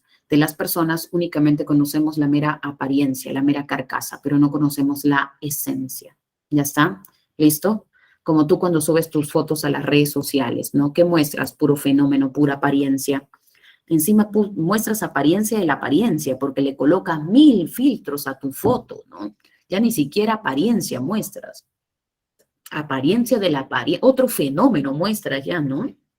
Ahí tenemos, pero nadie muestra su noúmeno, ¿no? Ya está. En este momento, por ejemplo, yo solo estoy viendo tu fenómeno, tus mensajes, tus chats, pero no veo tu noúmeno porque ninguno de ustedes se ha animado a prender su cámara, ¿no? Desgraciado. En cambio, yo sí tengo que prenderla. Ya está. Pura apariencia, ¿no? Ahí tenemos. Segundo problema, el problema de la fuente del conocimiento. ¿Ya está? Este problema se puede formular de la siguiente manera, ¿no? ¿Cuál es el origen? ¿Cuál es la fuente del conocimiento? ¿Listo? Damos por hecho de que tenemos una serie de ideas en la mente, ¿no? Conocimientos. Pero la pregunta es cómo llegaron ahí. ¿Cuál es su fuente? ¿Cuál es su origen? ¿Ya está? Usualmente pensaríamos, como piensan los empiristas, que la fuente a través de la cual llegan nuestras ideas a la mente es a través de la experiencia. Profesora, si yo tengo en mi mente conocimiento de la Guerra del Pacífico, de la Revolución Rusa, de la Revolución Francesa, sumar, restar, cocinar, qué carro tomar de acá para allá, todo esto yo lo tengo en mi mente porque lo aprendí a través de la experiencia, a través de los sentidos. Usualmente pensaríamos como piensan los empiristas, ¿no? La fuente última del conocimiento es la experiencia. Sin embargo, fíjate, al empirismo le sale al frente otra postura opuesta, racionalismo. El racionalismo va a decir que la fuente de nuestras ideas, la fuente primaria del conocimiento no puede ser la experiencia, no pueden ser los sentidos, porque van a decir los racionalistas, la experiencia y los sentidos engañan. Los sentidos nos brindan información engañosa. Entonces, ¿cómo yo voy a confiar en los sentidos? ¿Cómo yo voy a ver, para que se entienda? ¿Cómo yo voy a decir que la fuente de mis ideas, es decir, todas las ideas que están en mi mente, llegaron a través de los sentidos? Pero los sentidos, dice Descartes, engañan. Los sentidos transmiten información engañosa. ¿Listo? ¿A quién no le ha pasado que, por ejemplo, de repente ahorita estás con los audífonos puestos escuchando la clase y escuchas, en este caso, ¿no? De repente estás escuchando la clase y escuchas, ¡Rodrigo! Y tú, caramba, mi mamá, qué cargosa, uy, otra vez, te saca los audífonos y vas corriendo a alcanzar a tu mamá. Ma, dime, apúrate, porque así respondes, eso es lo peor, ¿no? Te conozco bien, ¿no? Y tu mamá, ¿no? Está haciendo sus cosas de, ¿qué cosa? Ma, apúrate, estoy en mi clase, pues, qué cargosa eres, ¿no ves que estoy en mi clase? No me dejas estudiar, ahí, dime. Yo no te he llamado. Ma, pero yo escuché tu voz. Ma, tú me has llamado, no juegues con mi mente. No te he llamado, sal de acá, fuera de casa, vete, te estoy llamando. Y no se queda, ¿me llamó? Los sentidos nos engañan. ¿A quién no le ha pasado, muchachos, que va caminando por la calle y de pronto divisa la silueta de un familiar, de un conocido? Digamos la silueta de tu mamá. Vas caminando, te aceleras, corres para alcanzar a tu mamá, gritas, ¡ma! Nada, no voltea. Hasta que de repente llegas, la agarras, voltea y la señora, ¡ah! ¡Choro, choro! No, señora, disculpe, por favor, me equivoqué. Perdón, señora. Es que tiene la misma forma redonda como mi mamá. Perdón, señora, perdón. Nos engañan los sentidos, ¿no? ¿Listo? Entonces, volvemos al esquema. Pregunta para ustedes, muchachos. Si los sentidos nos engañan, ya está, los sentidos nos brindan información engañosa. Pregunta, ¿cómo serían las ideas que están en la mente si nosotros afirmáramos que todas estas ideas han provenido de nuestros sentidos que son engañosos? ¿Cómo serían esas ideas? ¿Cómo sería nuestro conocimiento? Vamos, dilo. ¿Cómo serían? ¿Cómo serían esas ideas si han provenido de sentidos engañosos? Claro, esas ideas serían también falsas, esas ideas serían mentiras, esas ideas serían engañosas porque su fuente es engañosa. ¿Ya está? Entonces Descartes va a decir, el exponente del racionalismo va a decir, la fuente no pueden ser los sentidos, la fuente no puede ser la experiencia, la fuente es la razón. ¿Ya está?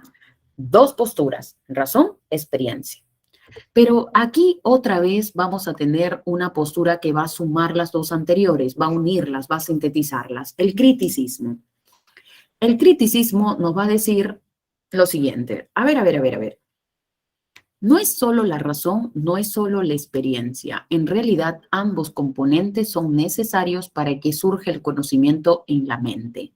Entonces, el conocimiento requiere tanto de la experiencia, ahí estaría de acuerdo con el empirismo, pero también necesita de la razón. Ahí estaría de acuerdo con el racionalismo. ¿Ya está? Vamos a ver entonces, tenemos otra vez el problema y ya lo hemos resuelto. Tenemos las tres respuestas. ¿Listo? Pero profundicemos un poquito. Ya vimos que para Descartes los sentidos engañan. Por esa razón es que los sentidos no pueden ser la fuente del conocimiento. Contrario a Descartes, lo que piensa más bien John Locke, el máximo exponente del empirismo, es que los sentidos no nos engañan. Los sentidos son fuente primaria del conocimiento. Entonces, mientras que uno rechaza los sentidos, el otro lo defiende. ¿Ya? En ese sentido, rapidito para que se comprenda lo que dice Descartes, fíjate por acá, Descartes va a decir que nosotros ya nacemos con algunas ideas impresas en la mente. Nosotros ya nacemos con algunas ideas en la mente. ¿Listo? A esas ideas con las que nacemos les vamos a llamar ideas innatas. Entonces vamos a subrayar aquí porque la tesis central de Descartes será el innatismo. Nosotros nacemos con ideas impresas en la mente. Una de las ideas con las que ya nacemos es la idea de Dios. Recuerda, tú tienes la idea de Dios en la mente, pero la tienes no porque viste a Dios, no porque tocaste a Dios, no porque lo abrazaste, lo sentiste. No. Entonces, ¿cómo es que tienes la idea de Dios? Descartes va a decir porque tú ya naciste con esa idea. Tú ya llegaste a este mundo con esa idea. Otra idea con la que nacemos son las verdades de las matemáticas. Y podríamos seguir enumerando los principios lógicos, la idea de que la certeza de que el mundo existe, de que yo existo, etc, etc, etc. ¿Ya está? Profesora, ¿cómo puedo conocer esas ideas innatas? Ah, pues si quieres conocer estas ideas, la fuente es la razón. Ahora, ¿por qué es importante conocer estas ideas? Mira lo que dice Descartes. Descartes nos va a decir, y lo voy a graficar aquí, pero luego lo borro. Descartes va a decir que esas ideas innatas con las que nacemos, si queremos hacer una metáfora, son como los cimientos del conocimiento, son como la base del conocimiento. El que nosotros ya nazcamos, ya, ¿no es cierto? Hemos nacido con esas ideas innatas, ya está. Esas ideas, Dios, los principios matemáticos, los principios lógicos, son como la base, son como los cimientos. ¿De qué, profesora? Del edificio llamado conocimiento. La ciencia. Entonces aquí tenemos el edificio, ¿listo? Edificio, que sería en este caso el conocimiento, la ciencia. En este caso, Descartes va a decir, para que podamos tener un conocimiento seguro del mundo, tenemos que confirmar y reafirmar que nacemos con los cimientos, que nacemos con ideas innatas. Estas ideas innatas son como la base de todo el conocimiento. Son como los cimientos del edificio llamado conocimiento. Solamente así vamos a tener un conocimiento seguro, claro y distinto. Profesora, ¿qué sucedería si nosotros no naciéramos con las ideas innatas? Ciertamente, vamos a la metáfora del edificio, a la analogía. ¿Qué sucedería si no hubiesen cimientos? Podríamos conocer, pero nuestro conocimiento, al no construirse sobre bases, lo que va a ocurrir es que ese conocimiento se va a derrumbar, como se derrumbaría un edificio que no tiene buenos cimientos. Entonces, Descartes va a decir, para tener un conocimiento seguro, es necesario que el conocimiento se sostenga en bases sólidas. ¿Y cuáles son esas bases sólidas del edificio llamado conocimiento? Las ideas con las que nacemos.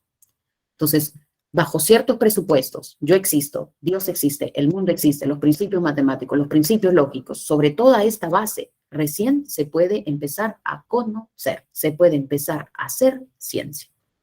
No podría haber ciencia si no existiese esta base, estos cimientos. ¿Ya está? ¿Cómo podemos llegar a estas ideas innatas, profesor? ¿A través de qué? ¿Cómo? ¿Cómo conocemos? A través de la razón. Solo la razón nos permitirá conocer esas ideas con las que nacemos. ¿Ya? Entonces, dichas ideas son la base de todo el conocimiento. ¿Ya está? ¿Listo? ¿Se entiende la idea? Para Descartes son ideas solamente, ¿no? No son creencias, no, son ideas innatas. ¿Recuerdan, María Ángela, que Descartes, ya lo vamos a ver cuando desarrollemos ampliamente solo Descartes? Acá solo estoy trabajando el problema del origen. Pero te adelanto, María Ángela, para Descartes en la mente no solamente vamos a tener ideas innatas, sino que vamos a tener las ideas que genera nuestra imaginación, la fantasía, e ideas que vienen a través de la experiencia, ¿ya? En este caso, únicamente me estoy refiriendo a las innatas porque para él estas ideas son la base de todo el conocimiento, ¿ya? No son creencias, son ideas, son certezas, si quieres, María Ángela. ¿Ya está? ¿Listo? Ya, borro ese esquemita, borro. Te sugiero que lo anotes por aquí abajito, ya está, porque digamos que es una buena forma, una buena analogía de explicar un poco el innatismo de Descartes, ¿no? Con la analogía del edificio. Él mismo lo dice en su libro Las Meditaciones Metafísicas, ¿no? Las ideas innatas son como la base, el fundamento, los cimientos de toda la ciencia, de todo el conocimiento. ¿Ya está? Los presupuestos sobre los cuales se puede conocer después, ¿no? Si yo digo Dios existe, el mundo existe, con ese supuesto comienzo a conocer el mundo. Si yo tengo como base los axiomas matemáticos, sobre ellos comienzo a hacer matemática, ya está, y todo lo demás. ¿Listo? Ya, vamos por aquí. Tenemos luego en este caso, el empirismo, ¿no? Ante la pregunta de cuál es la fuente del conocimiento, los empiristas van a decir la fuente es la experiencia. Contrario a lo que decía Descartes, quien creía que nuestra mente ya nacía con ciertas ideas, en este caso John Locke le va a decir, no es cierto, nuestra mente al nacer es como una tabula rasa, como un papel en blanco. Nuestra mente está vacía de contenido. ¿Y cómo es que la mente se comienza a llenar de contenido? A partir de la experiencia. Por lo tanto, señor Descartes, usted se equivoca. Esa idea de que nacemos con ideas, no sé de dónde la ha sacado, pero no es cierto. Usted dice que todos ya nacemos con la idea de Dios. Si fuese el caso, ¿cómo respondería usted a la pregunta de por qué los niños no saben quién es Dios? Usted dice que todos, sin excepción, nacemos con la idea de Dios en la mente. Si fuese así, ¿por qué los niños no saben quién es Dios? Si fuese así, ¿por qué los dementes no saben quién es Dios? Si fuese así, ¿por qué muchos pueblos bárbaros de América no saben quién es Dios? Entonces, si todos ya nacemos con ideas innatas, ¿cómo explicamos que pueblos bárbaros de América, decía Locke, ni sepan quién es Dios? Por lo tanto, usted se equivoca. No nacemos con ideas innatas. La mente es vacía, es tabula rasa. ¿Ya está? ¿Listo? Profesora, ¿sí llamaba América? Sí, él le llamaba América a los pueblos bárbaros. ¿Ya está? En su libro El ensayo sobre el entendimiento humano, pueblos bárbaros de América. Así decir. Ya. ¿Y qué dice Immanuel Kant? Kant va a decir que en realidad el conocimiento requiere de ambos elementos. Kant va a decir que el conocimiento requiere tanto de la experiencia como de la razón. ¿Ya está? En este caso, Kant va a decir que el conocimiento inicia a través de la experiencia, o también él le llama sensibilidad, ¿ya? Experiencia. Entonces, ahí su acuerdo con los empiristas, el conocimiento inicia con la experiencia. ¿Qué brinda la experiencia? Dice Kant que la experiencia solamente brinda datos sensoriales. Y esos datos no los proporciona de manera ordenada, sino que esos datos vienen de manera caótica. Por ejemplo, cuando tú muerdes una manzana, la muerdes, sentidos, experiencia. Al morderla, ¿qué captas? Datos. Sabor, olor, aroma, textura, figura, movimiento, captas puros datos. Es como ni bien la muerdes, tus papilas gustativas y todo comienza a captar datos, pero todos vienen así, de manera caótica, desordenada. Kant dice, bien, aquí acabó la chamba de la experiencia. Ahí acabó. Se terminó la tarea de la experiencia. Nos brinda datos. Ahora, ¿qué debe pasar con esos datos? Esos datos, al ser recepcionados por el sujeto tiene que ordenarlos. Profesora, ¿y dónde los va a ordenar? En su razón o en su entendimiento. Y aquí entramos al segundo elemento. Dice Kant que la razón posee categorías a priori. Son como esquemas mentales. Categorías a priori. Entonces, en nuestra mente hay como esquemas, como moldecitos, que lo que hacen es ordenan los datos. ¿Ya está? Ordenan los datos. Listo, profesora. Una vez que ya tenemos los datos y que ya los hemos ordenado, ¿qué surge, profesora? Surge ahora el conocimiento. Surge el conocimiento. Por lo tanto, ¿de qué requiere el conocimiento? Requiere de los datos que brinda la experiencia y del orden que brinda la razón. No puede haber solamente, o no puede necesitarse solamente uno. Se requieren ambos elementos.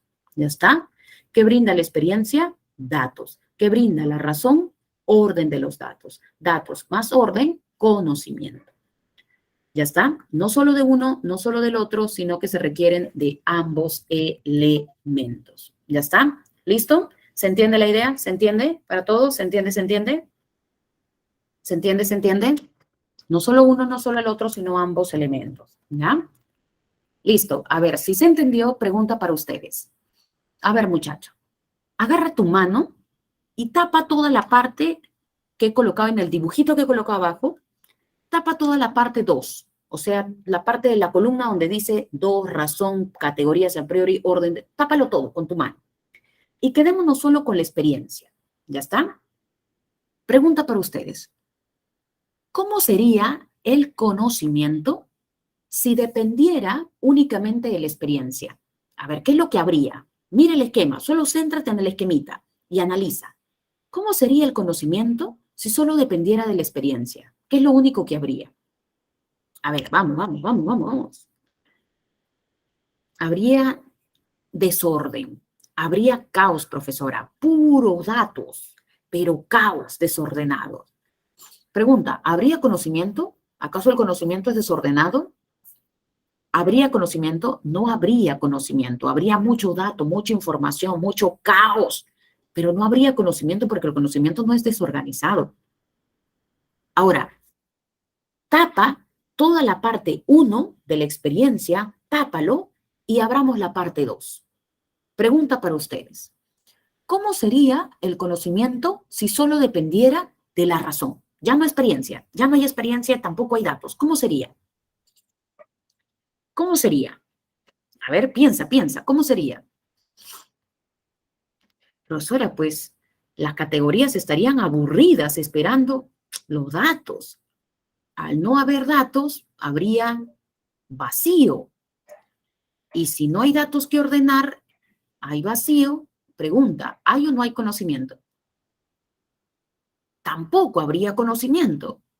Comprobado entonces, muchachos, para que haya conocimiento, ¿de qué se requiere? Vamos, dilo, ¿de qué se requiere? Dos cosas. Vamos. Está subrayado. ¿Se requiere? No me digas ambos, pues, Gianmarco. Dime cuáles son. No. Razón más experiencia, no. Dime de qué se requiere para que haya conocimiento. ¿Qué brinda la experiencia y qué brinda la razón? Vamos. Está subrayado. ¿De qué se requiere?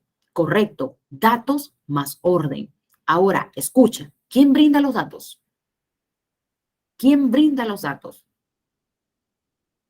Experiencia. ¿Quién brinda el orden? La razón. Por lo tanto, ¿de qué se requiere? De la razón y de la experiencia. ¿Ya está? ¿Se entendió, muchachos? ¿Para todos? ¿Se entendió? ¿Listo? Extraordinario. Y terminamos por aquí con el último problemita. ¿Ya está? El problema de la verdad. ¿Ya está? Este problema se traduce o se puede, digamos, formular de la siguiente manera. ¿Cuándo un enunciado es verdadero? ¿Ya? Respecto a este problema, digamos que hay una teoría, la llamada teoría de la correspondencia, que en su etapa inicial fue formulada por Aristóteles, luego fue defendida también por Tomás de Aquino y luego fue defendida también por Bertrand Russell. La teoría de la correspondencia es actualmente la teoría que de alguna forma sigue la ciencia. Ya está, anote estos datos, por favor. ¿Quiénes serán? Aristóteles, Tomás de Aquino, Bertrand Russell, lo anoto, ¿ya? Bertrand Russell. Aquino, Tomás de Aquino también, ya tú lo conoces, Aquino, ¿listo? Y Aristóteles. Entonces, actualmente les decía, esta es la teoría que defiende la ciencia y digamos que es el criterio aceptado de manera universal, aunque, insisto, no va a ser el único. La teoría de la correspondencia es también llamada, anota, la teoría de la adecuación. Adecuación. Bien, según la teoría de la correspondencia, un enunciado va a ser verdadero, EV es enunciado verdadero, ¿ya? ¿Listo? EV, mejor lo escribo, siempre hay fenómenos, ¿no? ¿Listo? Un enunciado es verdadero si se corresponde, si se adecúa con los hechos, con la realidad. En este caso, como puedes darte cuenta, quien va a determinar la verdad de algo son los hechos.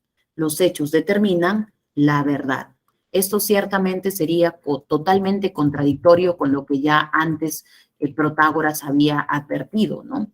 Protágoras decía que quien determina la verdad es el hombre, a él no le importaban tanto los hechos. En cambio, para la teoría de la correspondencia, un enunciado es verdadero si los hechos lo dicen, si se corresponde con los hechos. Por ejemplo, si yo digo en este caso, Gianmarco, ya está, ¿listo? Es estudiante de ADC, ¿listo? ¿Ese enunciado es verdadero, sí o no? Sí, profesora, es verdadero. Pregunta, ¿por qué es verdadero? ¿Por qué es verdadero? Profesora, porque he ido a los hechos y he corroborado que en efecto en los hechos Gianmarco es estudiante de Atenas. En ese sentido, si Gianmarco es estudiante de ADC, lo hemos comprobado en los hechos, ya está, acá está, fíjate, hay una adecuación, hay una correspondencia entre el enunciado y la realidad, los hechos. Ya está, entonces si los hechos lo determinan, ya está, entonces el enunciado va a ser verdadero. Si yo digo, por ejemplo, Castillo es el presidente del Perú.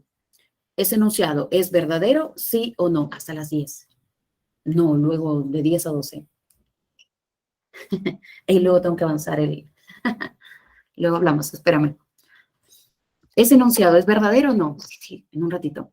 Es falso. ¿Por qué? Porque hemos ido a los hechos y hemos comprobado que en efecto Castillo no es el actual presidente del Perú. Ya está. Entonces, fíjate, quien determina la verdad de algo siempre van a ser los hechos. ¿Ya está? ¿Listo? Ahí tenemos entonces. Dame unos minutos. Acá están ya los muchachos, no dejan en paz hoy estos chicos, ¿no? La familia, ¿no? Listo, ahí tenemos entonces, ¿ya? Vamos a colocar por aquí entonces el ejemplito. Gianmarcos es estudiante de San Marcos, póngame profesora, de ADC, es un amante del conocimiento. Ya muy pronto, Gianmarco, colocaremos estudiante de la Universidad Nacional Mayor de San Marcos. Ya falta poco. Profesora, pero yo lo soy, lo eres, como diría Aristóteles, en potencia, ¿no? Ya está. Listo. Luego tenemos por aquí la teoría de la evidencia de René Descartes. Descartes va a decir que un enunciado es verdadero, ya está, si se presenta de manera clara, si se presenta de manera distinta. Es decir, si es tan obvio, tan evidente que no podemos dudar de él. Fíjate, él no está diciendo un enunciado es verdadero si se comprueben los hechos, si se va a los hechos, si se corrobora. No, él no está defendiendo la teoría de la correspondencia. La teoría de la correspondencia sí pondría el énfasis en los hechos. Descartes va a decir que un enunciado es verdadero si es claro y distinto, si se presenta con tanta obviedad, con tanta claridad que resulta imposible dudar de él. Por ejemplo, si yo te digo en este caso, ¿no? La línea más corta entre dos puntos, ¿no? Es la línea recta, ¿no? O si yo te digo, el todo es mayor que las partes. Mejor lo escribo, ¿ya? El todo, ya está, es mayor que las partes. ¿Listo? Pregunta, ¿necesitamos ir y corroborar en la experiencia este enunciado? No, no es necesario, ¿no? Como que ya leyéndolo se entiende. Se entiende que el todo siempre va a ser más grande o mayor que las partes que lo componen. Entonces, este enunciado es verdadero. ¿Y por qué es verdadero? ¿Porque lo comprobé en los hechos como quería la teoría de la correspondencia? No. Este enunciado es verdadero porque se presenta de manera obvia, de manera evidente, es tan claro y tan indudable que por esa razón es verdad. En este caso, hay que notar que para Descartes, las verdades de la matemática son todas verdaderas, ¿ya? Las verdades de la matemática o los axiomas matemáticos son todos verdaderos. ¿Listo? Otro ejemplo que él mismo nos da es su famosa frase, pienso, luego existo. Ese enunciado para Descartes también es verdadero. Profesora, ¿y por qué es verdadero? Porque este enunciado también es muy obvio. En la medida en que yo piense, estoy existiendo. ¿Ya está? Yo pienso, reflexiono y voy confirmando, reconfirmando que existo. Voy afirmando mi existencia. Entonces, para Descartes, este enunciado también es muy obvio, dice él. Muy evidente. ¿Ya está? Otro criterio es el de la coherencia. Este criterio ha sido defendido por el filósofo Otto Neurath. Neurath va a decir que un enunciado es verdadero si no se contradice, es decir, si hay coherencia entre las partes que lo componen, ¿no? Por ejemplo, este criterio podría aplicarse en los discursos. Cuando una persona da una ponencia, da una conferencia, da un discurso, da su punto de vista sobre algún tema. Entonces, cuando tú aceptas que esta persona te está diciendo la verdad, cuando todo en su discurso encaja, cuando todas las partes tienen coherencia con todo su discurso. Por ejemplo, yo tengo una posición a favor de la relatividad de las ideas. Yo estoy en contra del relativismo extremo que se está proponiendo, que se defiende hoy en día, ¿no? Entonces, tú vas a aceptar mi punto de vista como verdadero en la medida en que yo dé razones coherentes que defiendan mi punto de vista. Si tú ves coherencia en todo mi discurso, si tú ves que no me he contradecido, entonces tú vas a aceptar mi discurso como verdadero. Pero suponte que yo tenga un punto de vista, pero comience a dar razones que caen en contradicción. Ciertamente vas a terminar rechazando mi discurso. Entonces, aquí, para Otto Neurath, el criterio es la coherencia, que haya coherencia entre, digamos, las partes y el todo, que haya una no contradicción, que haya una armonía en el discurso. Por ejemplo, otro ejemplo, mejor dicho, 3 más 2 es igual a 5. Profesora, ¿este enunciado es verdadero? Otto Neurath dirá, bueno, será verdadero si es coherente, ¿no? Si guarda coherencia, si no se contradice con el todo. En este caso, si no se contradice con las reglas de la matemática. ¿Ya está? Si hay coherencia. ¿Listo?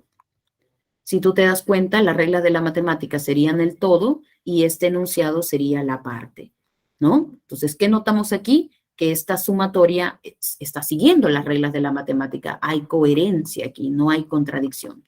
Si notamos una coherencia, entonces el enunciado será verdadero. ¿Ya está? ¿Listo? La coherencia aquí, ¿no? Sobre todo se aplica en los discursos, ¿no? Y finalmente tenemos la teoría pragmatista de William James. De hecho, William James ha venido en el último proceso de examen de admisión. Vino un textito de él. Para William James, un enunciado es verdadero si es útil para la vida inmediata.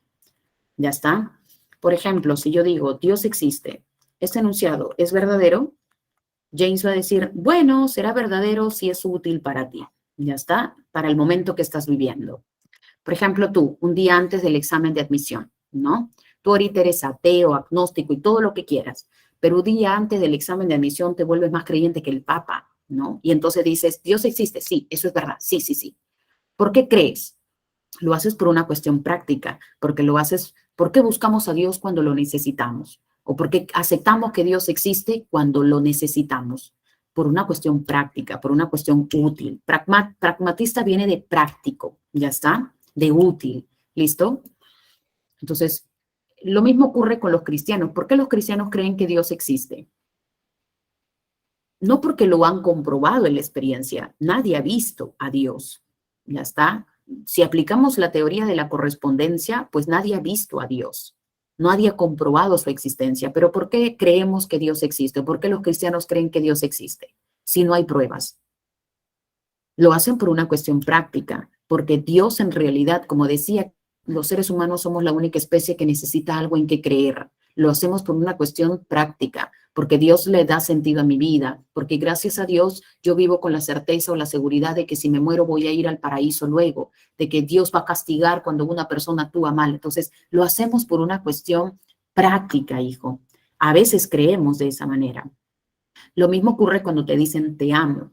¿Por qué crees que esa persona te ha dicho la verdad con el te amo?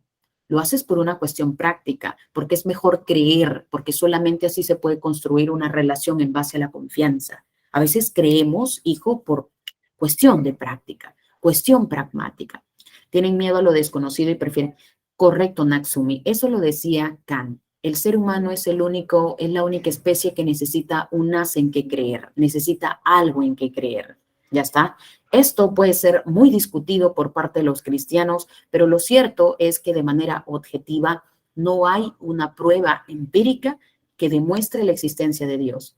Y entonces, como no hay ni para afirmar ni para negar, a veces aceptamos que existe por una cuestión práctica, así como aceptamos muchas otras cosas. ¿Ya está? Ojo con eso.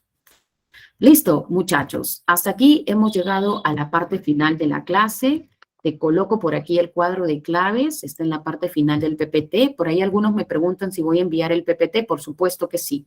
Termino esta clase y luego a las 12 que termino la otra, les estoy enviando el PPT con la coordinadora. ¿Ya? Ya se encarga de remitirles también. ¿Listo? Ahora sí, muchachos, muy rápido acabó. No, muy rápido, ¿no? Mira, hacemos 2 horas hemos estado juntos.